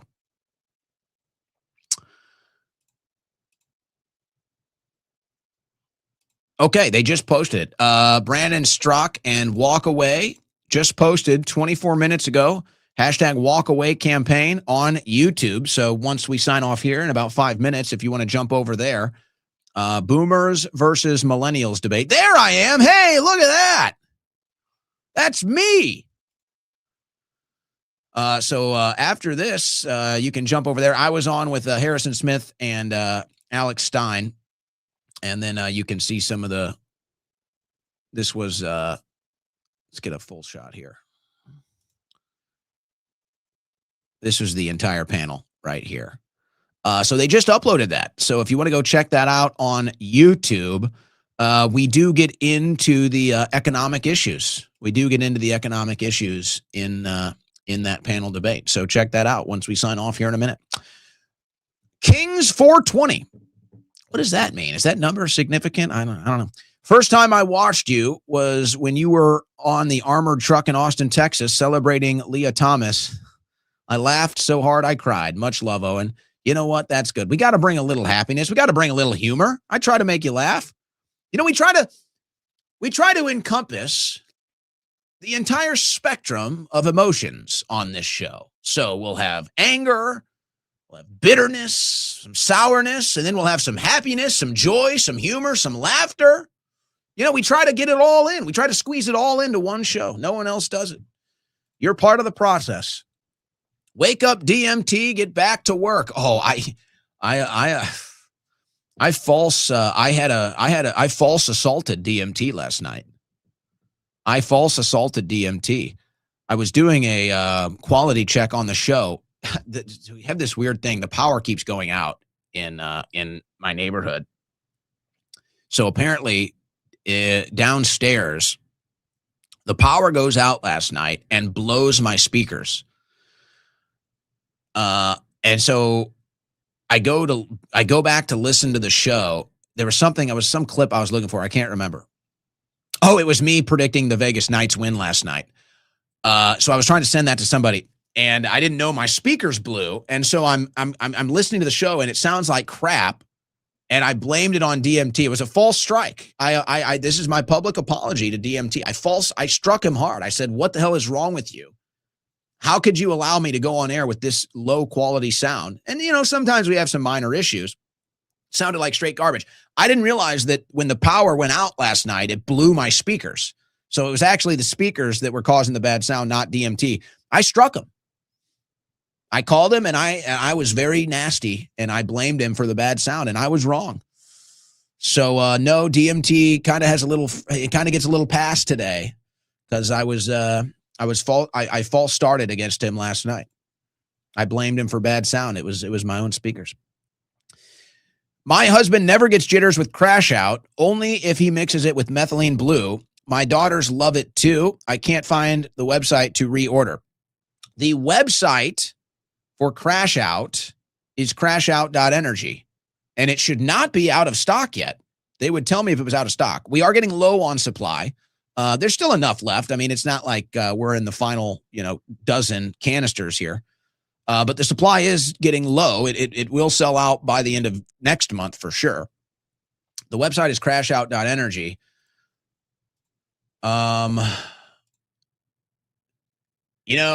The one thing that might be causing it,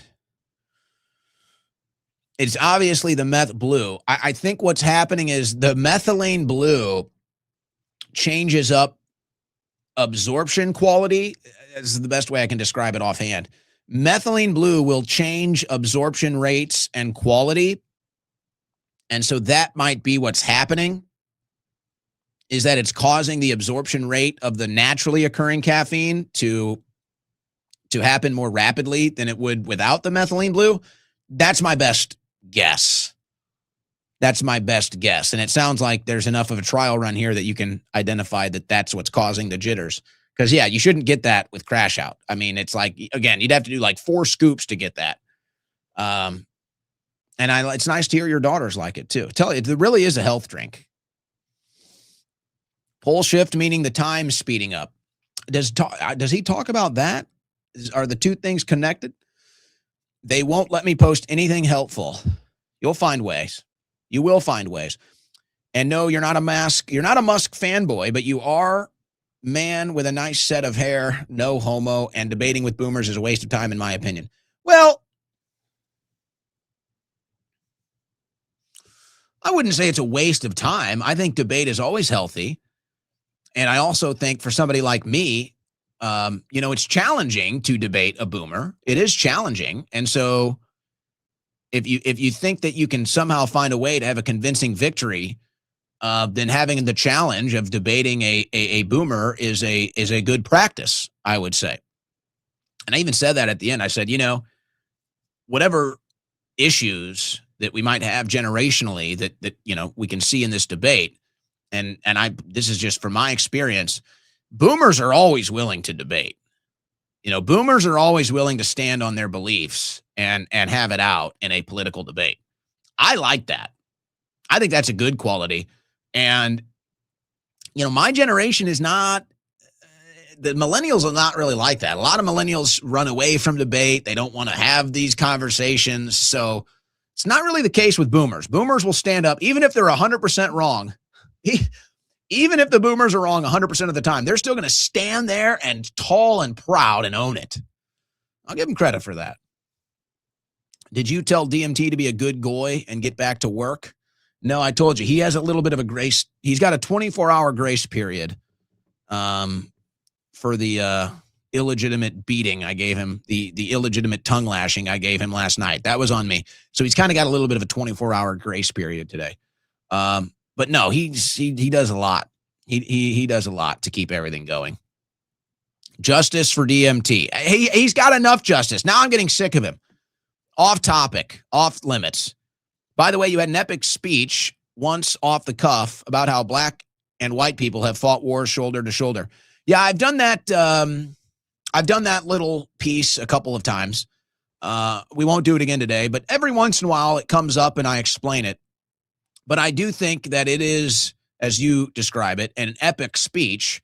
But it's an original thing. You know, it's one of those original things that you just don't hear anywhere else. But it just makes pure sense when you hear it, and that's why I think you consider it epic. It's just because nobody else says it as I do, and it just makes pure sense when you hear it. Are we doing boomers versus peasants live watch party?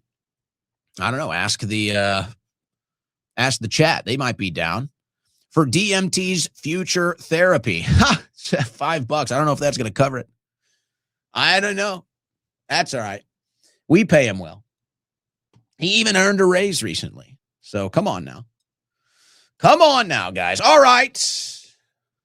We are done. We have finished the job.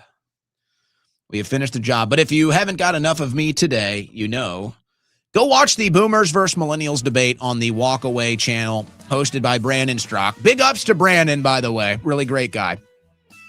And I know you guys are going to enjoy the Boomers versus Millennials. And I think that they put a teaser in there for the MAGA versus former MAGA debate that will be published next month. I don't know what teaser. Some of that's pretty fun. But you need more of me or you want to watch a panel debate, go to the Walkaway channel after this. Otherwise, we'll take a 20-and-a-half-hour break, and we'll be right back here. Same time, same channel tomorrow. And as always, God bless and Godspeed.